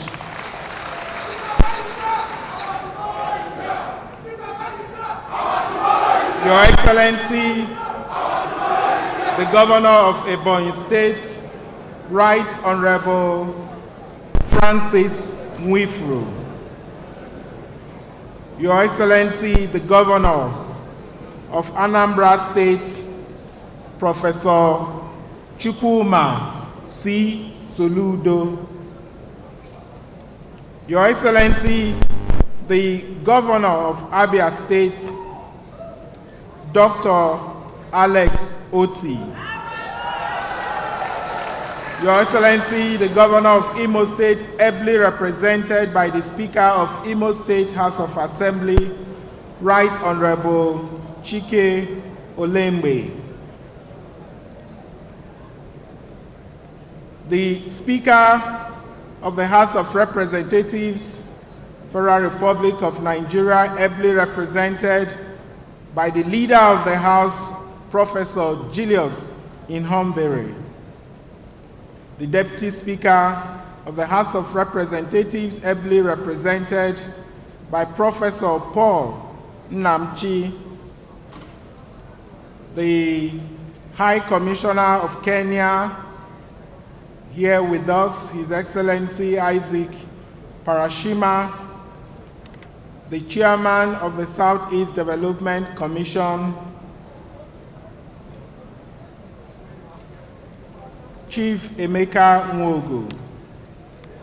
I also want to recognize our distinguished senators and members of the House of Representatives that are here, both current and former. The Honorable Minister of Regional Development, Engineer Abubakar Momo, the Honorable Minister of Industry, Trade and Investment, Dr. Jumoke Oduwolu, the Honorable Minister of State for Foreign Affairs, Her Excellency Bianca Odimegwu Ojukwu, Honorable Minister of Innovation, Science and Technology, Dr. Kingsley Ude, SAN, the Managing Director, Southeast Development Commission, Mark Okoye, the UNDP resident representatives in Nigeria, Elsie Atafua, the executive members of the Southeast Development Commission, and I also want to recognize the board members, the executives, and the management of all the other regional development commissions that are here with us today. Please, I want to recognize and acknowledge your presence here.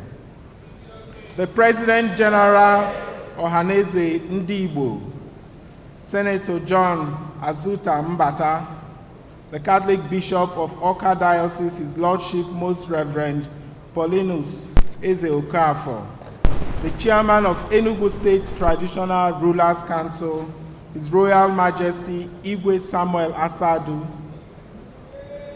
We have the principal officers and members of Enugu State House of Assembly, heads of security agencies here with us today, revered royal fathers, federal permanent secretaries here with us, the senior special assistant to the president, the senior special assistant to the president on regional development programs, the chairman, deputy chairman of various local governments that are here with us, heads of commissions,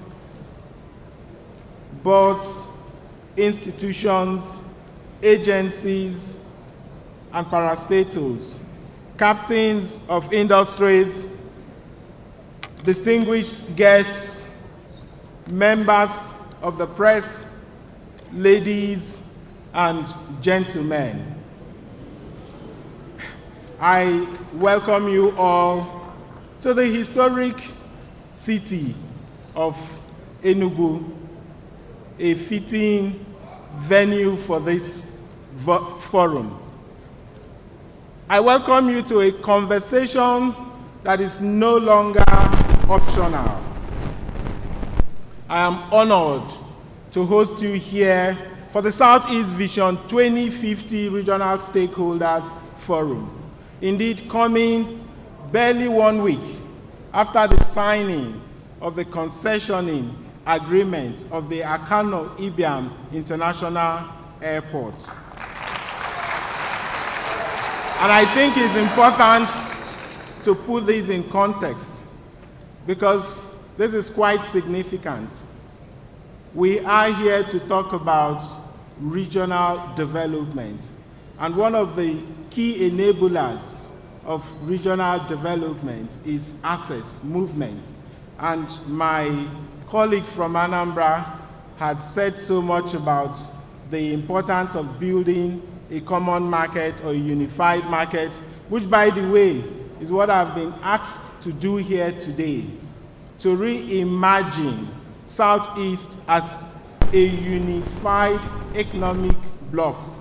So you would understand that because I've been asked to provoke our thoughts, to interrogate the status quo, to interrogate the way we have planned, the way we have executed. So I'm going to resist the temptation of talking about the interventions we've made in Enugu as a state, because I've been asked to reimagine how we can think beyond the boundaries of our state. So I'm going to be talking more about how we are stronger as a region. So I commend, thank you, I commend the Southeast Development Commission for the intellectual rigor and institutional foresight behind this initiative. I appreciate the collaboration of the Ministry of Regional Development and the Office of the Vice President, whose involvement firmly situates this conversation within Nigeria's National Development Framework. I warmly acknowledge His Excellency Distinguished Senator Kashim Shettima, GCON, for honoring this forum in accepting to declare it open. Your Excellency, your presence here today reinforces the principle that regional development thrives best when it is nationally enabled and institutionally supported. Sustainable regional development does not occur in isolation. It requires a national leadership that understands diversity, equity, and long-term planning. In this regard, I must recognize the leadership of His Excellency President Bola Ahmed Tinubu, GCFR, under whose watch Nigeria is witnessing a renewed emphasis on structural reform and regional balance. The creation and strengthening of regional development commissions is a strategic signal that development must be territorially inclusive and economically rational. For the Southeast, this is very significant. It reflects a federal posture that recognizes the region not merely as a political county, but as a critical economic and human asset to Nigeria. The President's approach provides the policy space and the institutional backing for the Southeast to plan long-term, invest smartly, and integrate effectively into national growth priorities. Your Excellencies, distinguished guests, let me, from the start, state that this gathering here today is not to decorate documents, and we also did not gather here to produce another communique that looks impressive but changes nothing. I am here to invite you to a bold reimagining of the Southeast as a unified economic bloc. For too long, we have looked at our 5 states as individual islands. But the era of the solitary parts is over. Today, I propose the birth of the Southeast Common Market, a bold, borderless unification of our commerce, our talent, and our industrial grit by fusing our 5 distinct economies into one powerhouse. We're no longer just negotiating for a seat at the table. We're actually building the tables ourselves. This is more than a policy shift. It is the awakening of an economic giant, transforming the Southeast into a single, seamless theater of enterprise, where our shared heritage fuels our collective prosperity. Across the world, the rules of prosperity are changing. The global economy is being reorganized by technology, by climate pressure, by supply chain realignment, by capital that now moves faster than politics, and by competition that punishes delay. The world is entering a new era where those who can organize themselves, integrate their markets, and build systems at scale will rise. Those who cannot will remain consumers of other people's added value. So today, I want to propose a simple premise. If we want to have a different future, we must build a different system. And a different system begins with a change in how we think. That begins with one decision here in this hall. A decision to change our thinking and undertake a total reimagining of what is possible for the Southeast. We need to interrogate the status quo. This region has a long memory, long before modern borders. And my brother Chukwuma has spoken so well about how he's he typifies that, that borderless region. Talked about how he became formed by people from different states, and which was once referred to as the Eastern region. Our people understood cooperation not as sentiment, but as logic. Trade moved across communities, skills traveled, markets connected producers and buyers across distances.